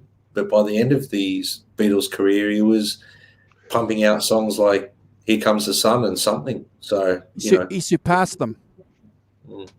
Well, Yeah. Lennon was the first to say it. Like I said at the start of the show, Lennon was the first one to say the greatest Beatles song of all time was Something. That was Lennon's words. So, yeah. Yes, and isn't the most played spotted track on Spotify, isn't it? Isn't it? Here Comes the Sun. I think it is. Is it? It's certainly Wow. Harrison, not. Yeah. The most played Beatles track on Spotify, I think, is Here Comes the Sun. Certainly a Harrison track, not a Lennon McCartney one. Wow. Yeah. That's so brilliant. gives you an idea, yes, what the public thought. Yeah. Well, it has that kind of optimism feel, doesn't it? But Yeah. anyway, after side one, we have a side two. Apologies for the side two, but I feel like that's how it's programmed originally. It's programmed as sides and works as sides. So we're going to talk about that. So side two begins with What Is Life, which is originally Harrison wrote this for Billy Preston with a sort of gospel feel, but after it ended up being a fast rocker, he decided it wouldn't be right for Preston and released it himself. Preston was one of the early artists on the Beatles Apple label. And Harrison was writing many religious songs, as we've discussed, but this wasn't one of them. The lyrics are directed to a person, not to God. As he did on the Beatles track Something, he makes a profound statement of devotion. Tell me, what is my life without your love? Tell me, who am I without you by my side? Clearly, I would have thought about his Patty. One of many songs written for Patty Boyd, as he was still married to her at the time. I think the original song had piccolo, trumpet, and oboe parts that weren't used because Harrison didn't like the feel, but they can be heard on here. I've not listened to it. I'm not that deep. I will listen to it though. The thing. Bobby Whitlock had some funny in his Song Facts interview. He says the real show in that whole place was Philspector. What a funny guy. He's not too funny now though, but then he was doing in there the way he was carrying on. I thought they got all these mics out here to catching us jamming, and be a pretty colourful character to say the least. That was one of the highlights of it, listening to him and watching how he operated. I learned a lot from just being around him. He's just eccentric, really creative. I agree with his work ethic. I concur with him 100% when it comes to being creative in the studio. Put 6 guitars on it if you need it. It's it's one of those things. So on the album, the O'Hara Smith singers are credited as the background vocalist. Whitlock explained that that's Eric and him. If you listen, you could hear Eric and me wailing away. I have to say, I'm not sure that I could particularly, but I'm not listening to it in isolation, so I don't know. The track opens with Harrison playing the fuzz tone guitar riff, and then he's joined by Carl Raddle, Jim Gordon, Bobby Keys, and Jim Price as the basic band, and also has that kind of Motown feel with the tambourine. Mike Gibbons from Badfinger playing tambourine, which is, if you notice, you listen to Motown records, all those early Motown records have tambourine on them as the main driving rhythm piece, because it kind of cuts through on a certain level, Yep. that kind of thing, a bit like a hi-hat, but a bit more. Again with horns, again another sort of Philspector masterpiece in huge recording and huge production, and a fantastic song. I think it's got great horns, great instrumental break. Love the slide guitar again, and the way it all meshes together, and and I'm spent a lot of time listening to things on vinyl where the instruments meshed together into an overall sound in a way that they don't necessarily do on digitally. You can hear less of the individuals, but you get an overall picture, and which is kind of what I'm used to. So 10 out of 10 for me. Never a skip. Wonderful song. Just and a great opener to side 2. The Zip. Yeah. Look, it's a great song. Some wonderful track guitars in the intro. It's a slight different feel on this one. and I put a lot down to it, to being Jim Gordon on the drums. The vocals are stellar. The BVs are immaculate. It's very catchy, and there's hooks in it throughout the whole song, but the vocal melody is the hook for me. It's very catchy. Those BVs got their own melody as well. Like if the vocal melody and then there's a BV melody, they're both catchy as. It's sonically huge. The brass, the acoustics, the organ, the guitars, the vocals, the percussion, the drums, the bass. It's just this wall of sound. Harrison's slide playing on it is fantastic. I gave it a 10 out of 10 as well. It's never a skip from me. Andrew. Oh gosh, guys, I've always adored this song. I just think it's fantastic. And it's a really smart song, and you guys have hit some nails on the head there. Brad mentioning Carl and Jim offering the swing. You've got a different swing going on again, and it's you got these cats, these great guys, just and what I love about it, and just bear with me because I'm not a music theorist, so I'm just going to try and discuss something with you guys here. So the first line, it goes, "What I feel, I can say, didn't, but my love is there for you every time all day." And didn't, and then it goes back to, another verse, dun, and then it ends with that verse, dun, dun, dun. I just think it's just fantastic. It's really simple. It's, it's going from a C to a G and an A to an A. It's just, and I'm going, wow. I think the rock professor said it at the beginning too on one of the other songs. Simple is best. Simple is great. Another shout out to the remix, though. Another shout out to the remix. I've never been a big fan of the Wall of sound. But on this, with the horns coming in after that fuzz guitar, it's just, look, I love it. I can't. Again, I'm just lost for words, guys. I have to give this 10 out of 10 as well. And it's definitely never a skip. Smart, simple song. Well written. Yeah. Yeah. And as you say, with that, it's kind of Beatlesque as well, isn't it?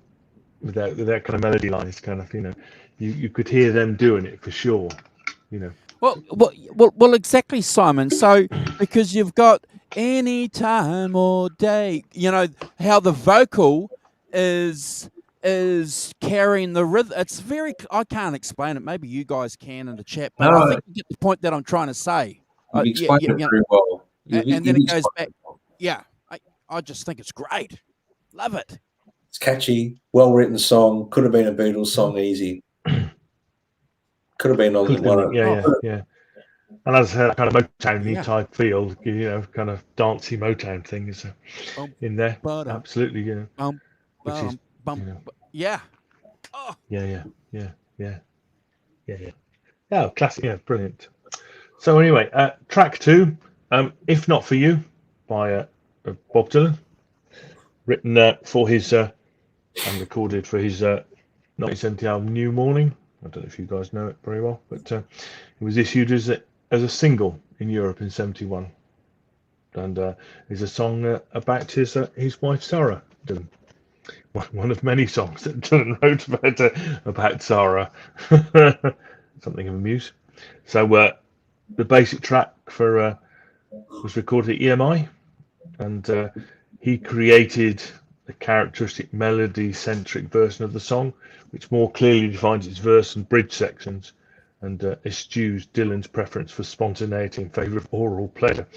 Yes, Dylan clearly one of those people. The arrangement includes multiple acoustic guitars and a slide guitar motif that Harrison had played during the May the 1st session with Dylan. Lang also highlights the significance of Harrison's introduction to the dobro via guitarist David Bromberg as another legacy of his 70 visit to New York. Peter Frampton plays one of the acoustic guitar parts on the song, And according to the EMI master tape, the instrumentation also includes harmonium, piano, and organ.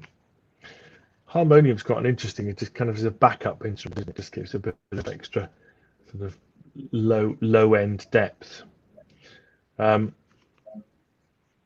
It's a to me, this is a great song. I mean, I know this song really well. I love the Dylan version of it. It's a fantastic song, fantastic love song.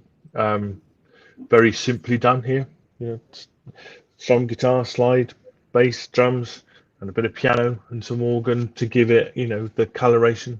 Piano on verse 2, organ on verse 3, and even a harmonica in as a nod to Mr. Dylan's magnificent harmonica playing. 10 out of 10 from me. Nevaaskip, lovely song, and a lovely second song for the side.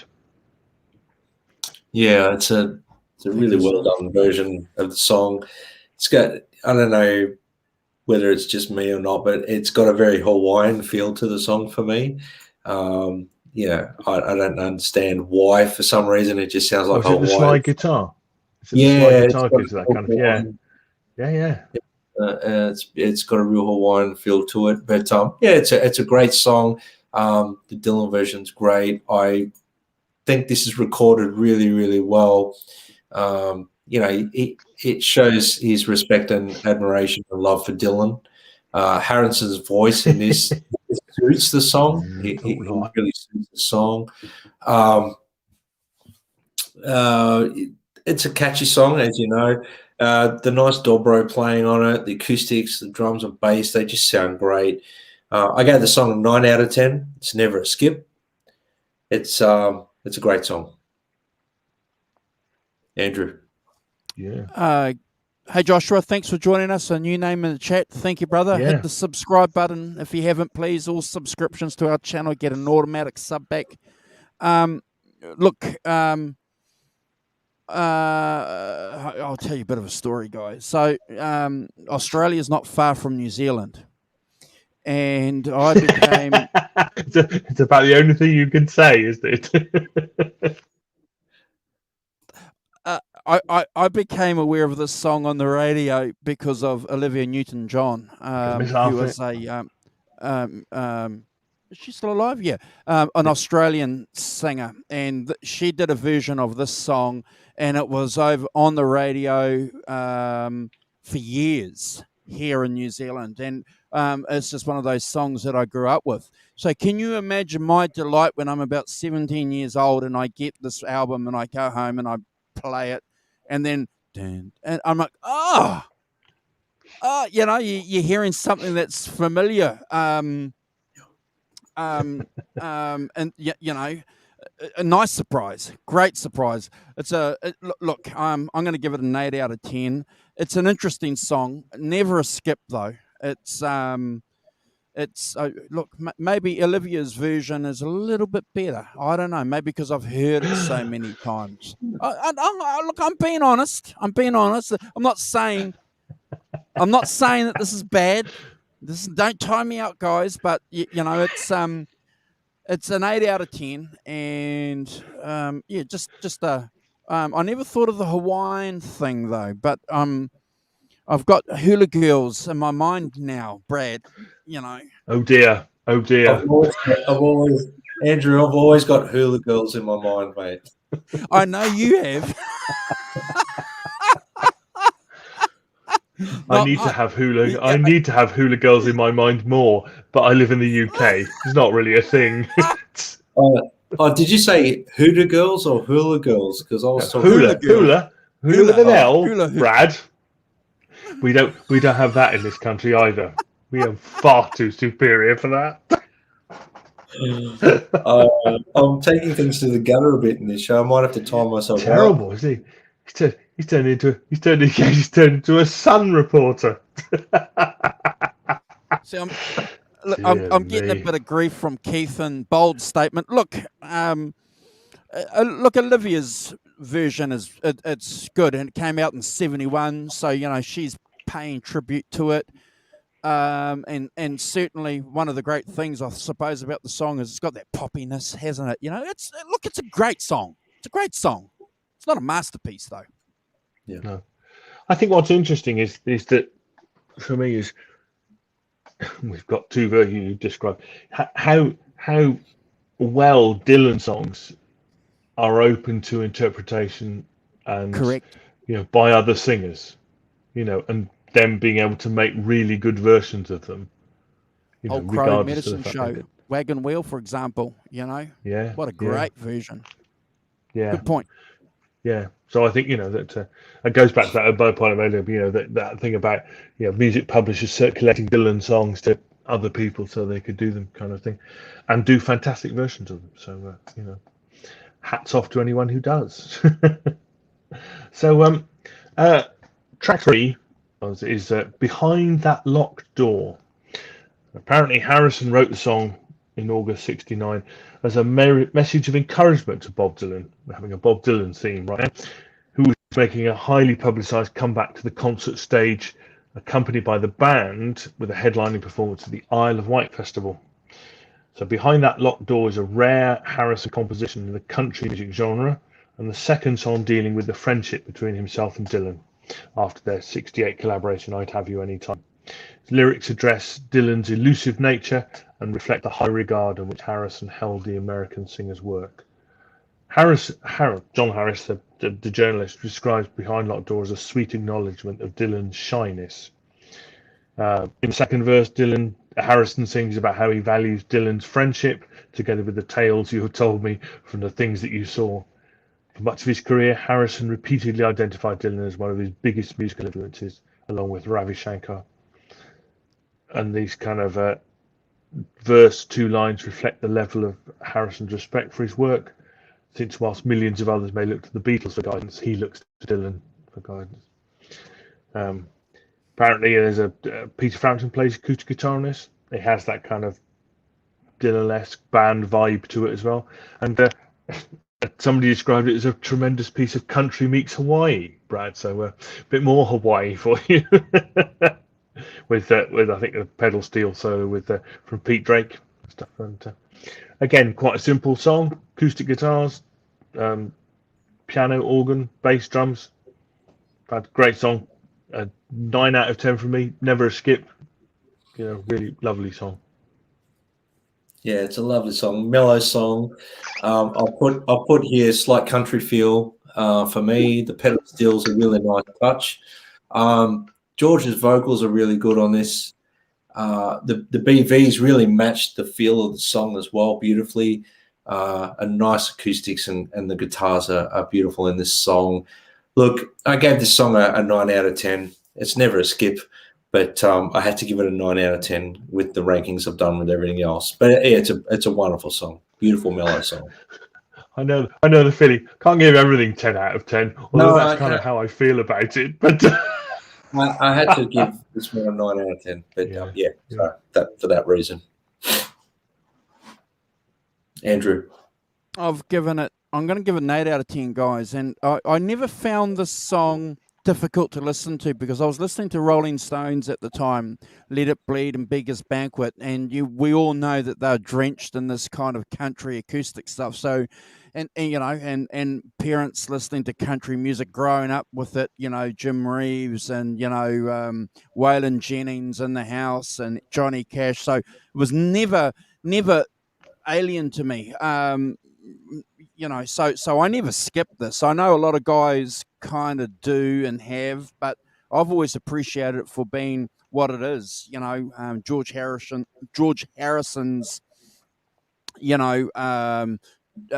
trip down that dusty road in America somewhere, which is one of the great things that these English artists had, didn't they, Simon? They were in awe of America, and they spoke about it many times. And, Bob Dylan being the connection that the rock professors mentioned as a side influence on this album can't be underestimated either. So I'm glad that we're digging that hole back through because it's really important. The American landscape is so important to a lot of these English guys. And look, it's a great reaction from Harrison.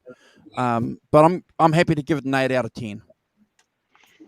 Nice. Yeah, I think that's fair. That's fine. I mean, it's interesting. Not everything could be a 10 out of 10. I don't think everything should be a 10 out of 10 because otherwise you get no kind of journey, do you? You get no kind of arc through a side if everything is in fact 4 10 out of 10s on side one. So, but you can't have a whole an whole album. It's not going to work like that, and I don't think it should really. You've got to have some light and some shade, haven't you? You've got to have some other things going on. I'm just mindful, guys, that we're at 2 hours on the show.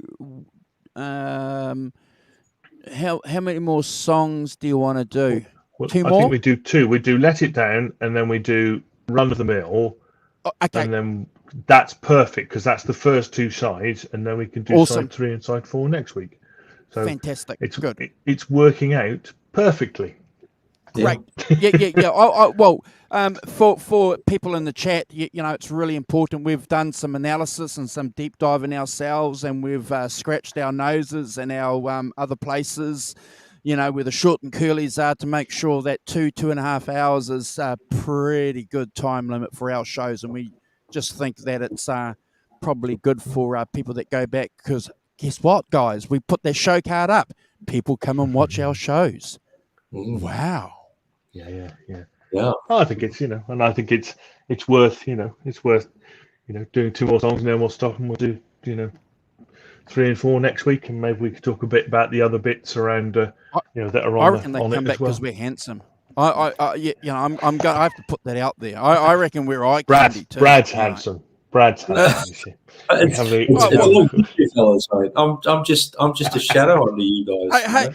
Hey, I thought we're one for all for one. I thought that was the motto of the show. We're 3 musketeers. We're all handsome. We're all got our. No D'Artagnan. We're all handsome. Yeah. Okay. All right. Which one are you? Portos, Aramis, or... I'm the stable boy. I'm the stable cleaner. Oh dear. There we are, the 3 musketeers. So anyway. Simon's spinning wheel now. You with us lovely. again, Simon?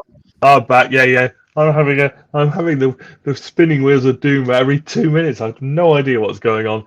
I'm gonna go down my road and stop all those GTO players. Get off! Thanks, Deja Vu. Deja Vu. Nice one. So anyway, track 4, Let It Down. So again, this is your Spectre production is back. Brash opening and choruses contrast with the ethereal quality of the verses, a kind of loud, soft approach that you could say has been very influential going forward. Lots of bands have loud, softer approaches to things. Certainly, the grunge stuff in the 90s is very, very, very much of that thing. I don't know if it took any influence from this, but so apparently Harrison wrote the song in '68 and offered it to the Beatles for inclusion on what it became Let It Be, and which was also produced by Spectre, but was one of several compositions turned down by the band, and subsequently found a claim on this album here. So I think it's recognised that Let It Down is an erotic love song, perhaps written to a woman other than Pattie Boyd. Look out. And separated by 18 months, the song's conception and recording marked 2 periods of romantic intrigue involving Harrison, Boyd, and Clapton. That particular triangle. The author Ian English described Let It Down as a dynamic and passionate depiction of lust and desire. So he recorded the song in London, backed by a large cast of musicians, including the whole of Clapton's newly formed Derek and the Dominoes band, Gary Brooker, Gary Wright, Bobby Keys, and the group Badfinger. It's viewed as being an inclusion of Let It Down as a brief sensory interlude from the predominantly spiritual concerns found on the album. So just a slight detour. Again, it's I've written drums. I've written intro, drums, bass, horns, piano, everything! Exclamation mark. A bit of a Philspector kitchen sink job. Throw everything at it, and but that, as they've been described earlier, that thing, the Honey Harrison said, that thing about, he knows what he's doing. It's not just throwing, enough mud at a wall and see what sticks. It is working out how it all fits together and having a vision of how it fits together. But yes, it has got everything on it. Woozy strings, slide guitar, interludes. It's got, everything going on. It's again, a wonderful piece of thing. It's a 9 out of 10 for me, and never a skip, and a really good contrast to what came before. I think it's great stuff. It's an interesting song. I have to say, you can hear it as a Beatles song, but I'm going to throw a spanner in the works here and say you could almost imagine this being on Derek and the Dominoes album. I've always listened to this song, and I mean, obviously, it's the musicians that became that album. So that for me was something that really, the few times I listened to this song in particular, I was like, man, this could have been on Layla and other assorted love songs, really. But it's a very intense intro. It's sonically very full. Like, there's a lot going on. And then it mellows in the verses really, really beautifully, and it sets that mood. Some amazing vocals. I love that Leslie effect on the guitars in the verses, like it's very predominant in there. Some great slide playing from George Harrison. His BVs to back his lead lines. That gives me goosebumps when moving forward in Harrison's career, he did a lot more of that, where he would sing a lead line and sing the harmony in the lead line of the verses, and that give that haunting effect. He does that wonderfully, and it's highlighted in this song very well. I like the orchestrated feel, great drumming and bass playing, some wonderful light and shade in the song. I gave it 9 out of 10. It's never a skip for me, Andrew. I think the Rock Professor's knocked it on the head. It's a detour. I think he used that word. It's a detour, and it's a nice detour down the path. I'm really keen to go back and check this song out to see about where it fits in Derek and the Dominoes. I'm just amazed, actually. I'm really, because obviously we take Brad at his word. So I'm keen to check that out. But I'm reading my notes here, and I think one of the reasons why George Harrison liked or wanted to have Philspector around is because he wanted to see how the wall of sound is actually done.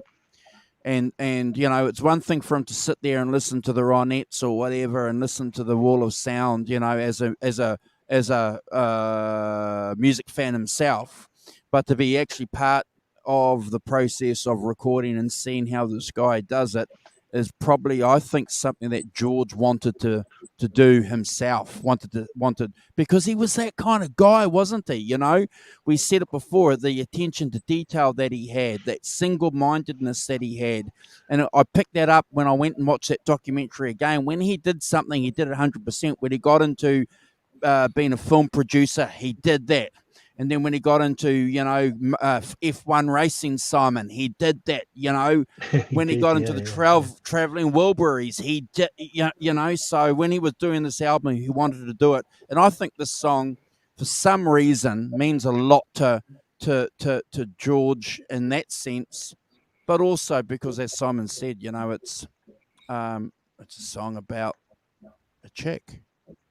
Great thing. I'm going to give it an 8 out of 10. It's a cool detour. Yeah. And do you think that in the sort of vein that's why he hooked up with Jeff Lynne later? Because Jeff Lynne is one of those producers, that can put a lot in as well, It's, yeah, good, cool. So the last track on side 2, Run of the Mill.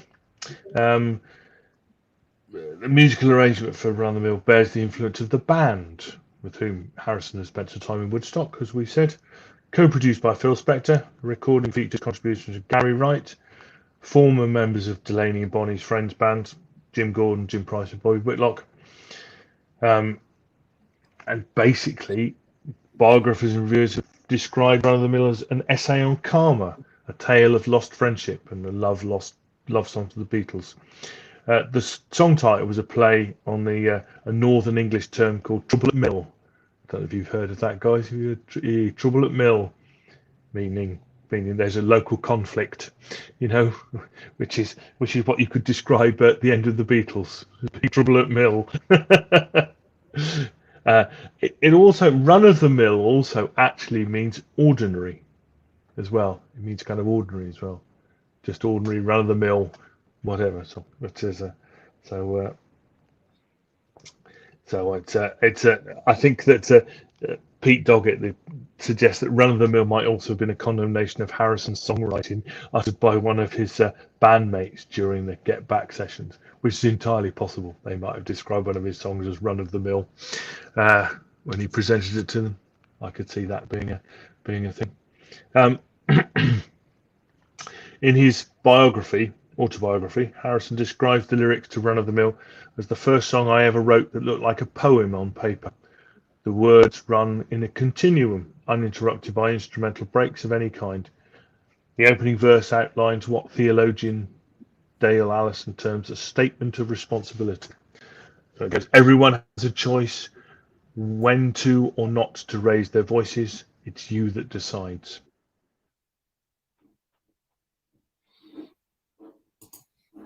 He locked up right at the important part.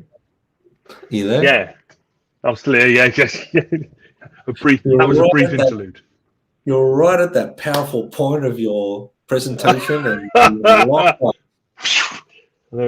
Yes, somebody on high went. No, I was just saying that line sets out the statement of responsibility and the kind of thing about whether you protest or not, whether you it happens on a global level or on a personal level. When do you decide to speak out and when do you not? What that choice.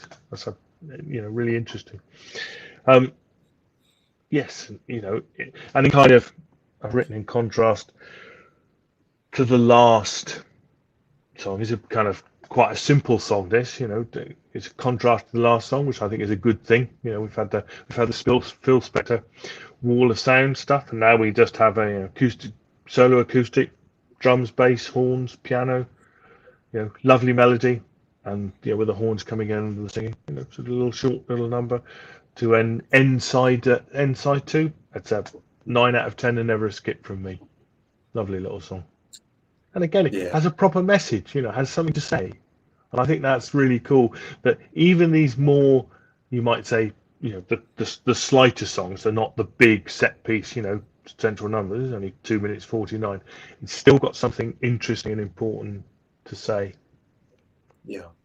So, I agree, Simon, really do. And I actually think this song is really well positioned on the track order and the way the continuity of the album and the way the album runs. And when you listen to this album, especially this side, the way this song comes in, it kind of it's like a beautiful little song way to end the side. I love the intro guitars. The feel of the song is great.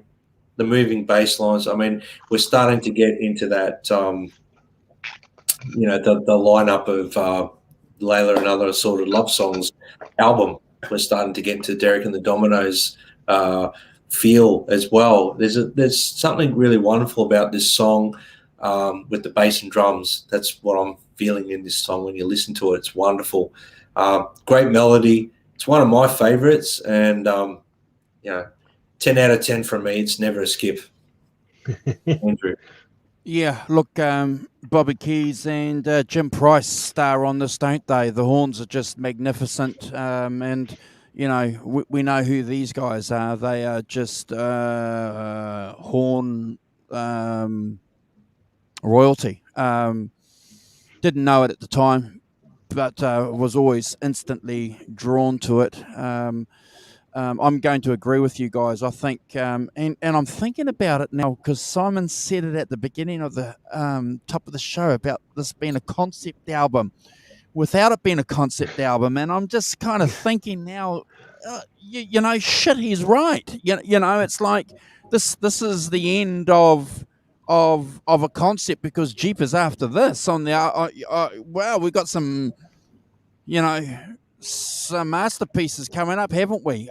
Look, I like the song. I'm going to give it a 9.5 out of 10. I'm looking at my score here down here. I've originally given it a 9, but I'm going to give it another half because of Jim and Bobby Keys. I just love them.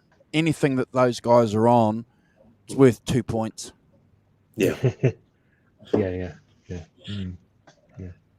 Yeah, well, this has been a wonderful little trek down memory lane for me listening to this album again, and it's really such a beautiful album, and I say that in a heartfelt way. It's a beautiful album.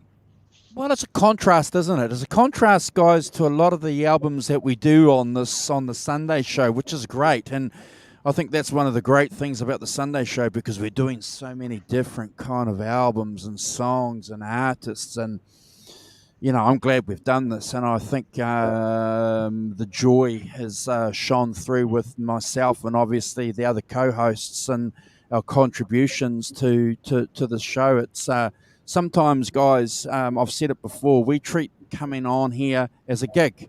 You know, we prepare for it, and Simon said it too at the top of the show. You know, sometimes you have a good gig, sometimes you have a bad gig. You know, but you know, this is a great gig. This is a great show, and I think we've given the subject the respect that it's that it deserves from fans' perspectives, because we're not experts, are we, guys? No, we're fans, and where our opinions are just our opinions, and we appreciate everyone giving their opinion in the chat, and even giving us the time to give our opinion. We're very grateful for that. Do you want to answer Keith's question? Before I don't think they were produced in the same sequence as we're they weren't recorded in the same sequence as we're talking about them, Keith. I'm certain. No, they weren't. Okay. No. It doesn't normally happen. Hold on, like guys. You guys keep talking and let me just pull something up. Keep talking. Yeah, so I don't believe they were sequenced the same way they were recorded. I'd have to look at dates of each particular song, and I'm guessing maybe that's what Andrew's chipping away at looking at now. But one thing of reference, though, that we may or may not have alluded to in this episode on this album is some of these songs dated back to 1966. The songs that were written from Philspector made note of them being, some of them going back to 1966, Harrison's songs. So, and I think Harrison at one point was not sure about releasing all these songs on one album, because from my research, he was questioning whether it was too long, and I think John Lennon might have come out saying that he thought the album was too long. Just a little fact there, but yeah. No, it's amazing, isn't it? And I think that going back to your point, Andrew, the thing that occurs to me is, you know, that so far this is not a blues album by a distance, is it? It's not. But what it is, and I think that what I alluded to is that it does have elements of Americana on it. You know, it's early Americana. You know, with these, you know, the American musicians that Andrew's just talked about, you know, the Dominoes, Derek and the Dominoes, that all American thing, and the band being, you know, Dylan being that a big influence, you know, is the roots of the Americana thing, which I think feature strongly on this album. But yes, not a blues album by a distance. You know, but for me, a fantastic record and a fantastic statement by Harrison. You know, got all the songs out and had I think there's a certain element of you record these things, and then there must have been a temptation to do a single album or possibly a double, mustn't there? They must have had the thought that they would do that, and then, but having the confidence to go, you know what, there's enough, the material is good enough to release it, as a all, and have it as a triple album. Well, that's where Clapton and Bobby Whitlock come into play, Simon, because they were the ones that were pushing him. Go, and your peers are important. So he was listening to them. They were saying, "Come on, man, this is great. Don't cut any of these songs." So, and he's listening to them. Yeah, I mean, especially Clapton. Clapton, clearly, they have a sort of brotherhood, don't they? Harrison and Clapton, kind of thing. But so he would have paid attention to Clapton. What Clapton said. I've just got a couple of quotes here. So John Leckie said he never saw any guns, never saw any drugs in the studio. Klaus Voormann said that George was had a very, very fine feeling between Phil and George. So, these are guys that were there at the time. And Bobby Whitlock said that George, wanted that wall of sound, which contradicts Paul Hicks, who's the remixer, saying that he knew George and George didn't like the reverb. So, a little bit of controversy is always great around a rock and roll album, isn't it? Yeah.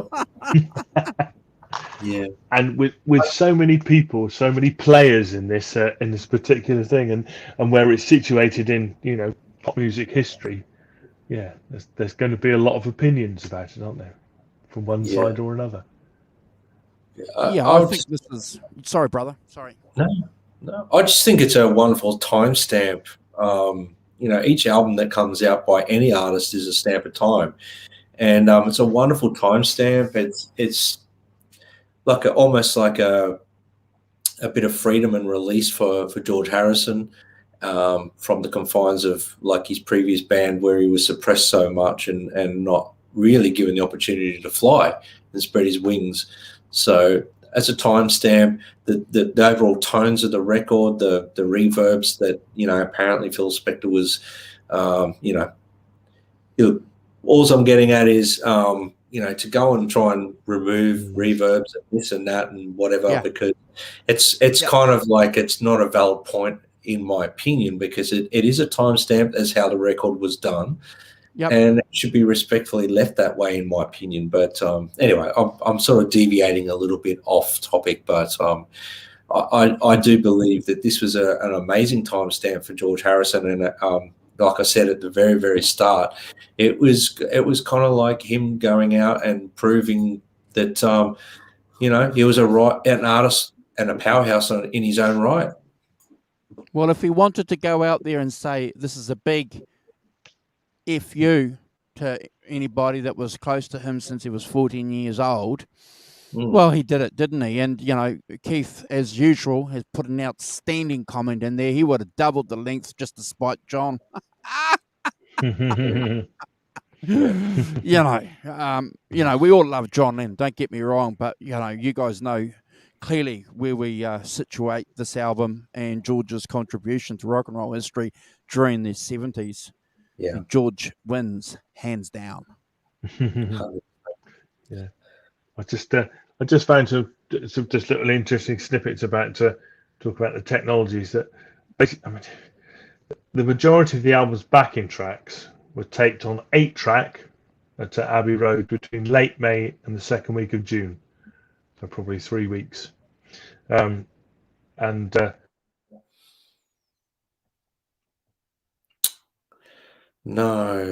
it's frozen again. But don't worry, it's become a thing, isn't it? It's a feature. So, and Spector recorded many of the backing tracks live, most of them live, in some cases featuring multiple drummers and keyboard player and as many as 5 rhythm guitarists, in a massive room, all set up and remember to do. See you, Teresa. Teresa, thank you so much. Take care. See you next week with a bit of luck. Have a good week. Okay, well, we're not going to round this album up because we've got more to go. So I'm going to, because I'm looking at the time, guys, and I've got to take a dog for a walk if that's okay. So I'm just going to say, Yeah. guys, it's just been an outstanding pleasure to, first of all, do the 5150 show yesterday with the Rev. I want to do a special shout out to him. And then obviously the Sunday show, hanging out with the Rock Professor. Again, especially, look, we get to do a lot of cool albums, but every now and again we get one that really excites us, and jeepers, this is one that's done it for me especially. So Brad and Simon, thank you. Thank you, guys. It's Cool. been a wonderful way to spend a Sunday evening here in Australia, talking about one of my all-time favourite records. It's been a pleasure, and I'll do it all again if we want to next week. Next week, side 3. Just a little bit of homework for the guys and the girls in the chat. If you guys have access to the 2 different versions or the 3 different versions that we've been talking about, just go and pick a couple of songs. Don't listen to the whole lot. Just go and pick, the well-known songs like Wah Wah or, My Sweet Lord. Go and get a couple of those songs and listen to a couple of the versions, and come back next week with any observations that your ears have picked up, because I'd be keen to hear what you guys have had, what you guys have to say. Yeah. And thank you everyone in the chat for joining us. If you haven't subscribed to our channel, please do so. We're chipping away at that. We're doing really well, and we can't thank you guys enough for helping us get to where we've got to already. So we'd love to get to 1,000 subscribers by the end of the year. So thank you so much for all your contributions.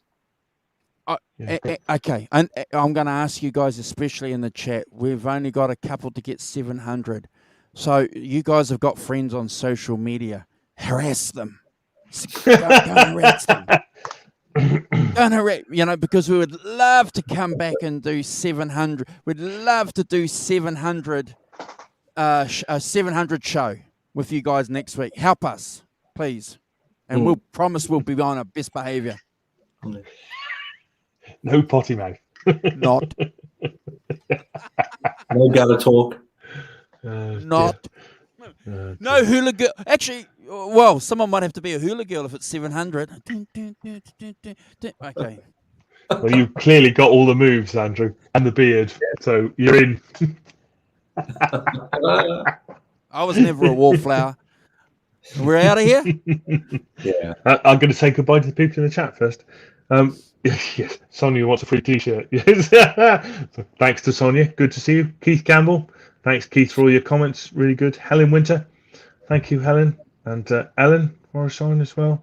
Take care, guys. Teresa. Deja Voodoo. Good to see you, Deja. Crappy Luxury. Thanks for joining. Brian Spalding, of course. Friend of the show. Thanks, Brian. Get that back a bit. Arvin, of course, Arvin and Nelson. Thanks, guys, as always. Stalwarts of the show. Joshua Everest, ISIP. Thank you very much, Joshua. For hope you enjoy it. This is what we do here. Going way back up the top. Sorry, guys. Don't want to miss anybody if I can. Cool Music Tech. Thanks, Cool Music Tech. Good to see you. The Pride of Gothenburg as well.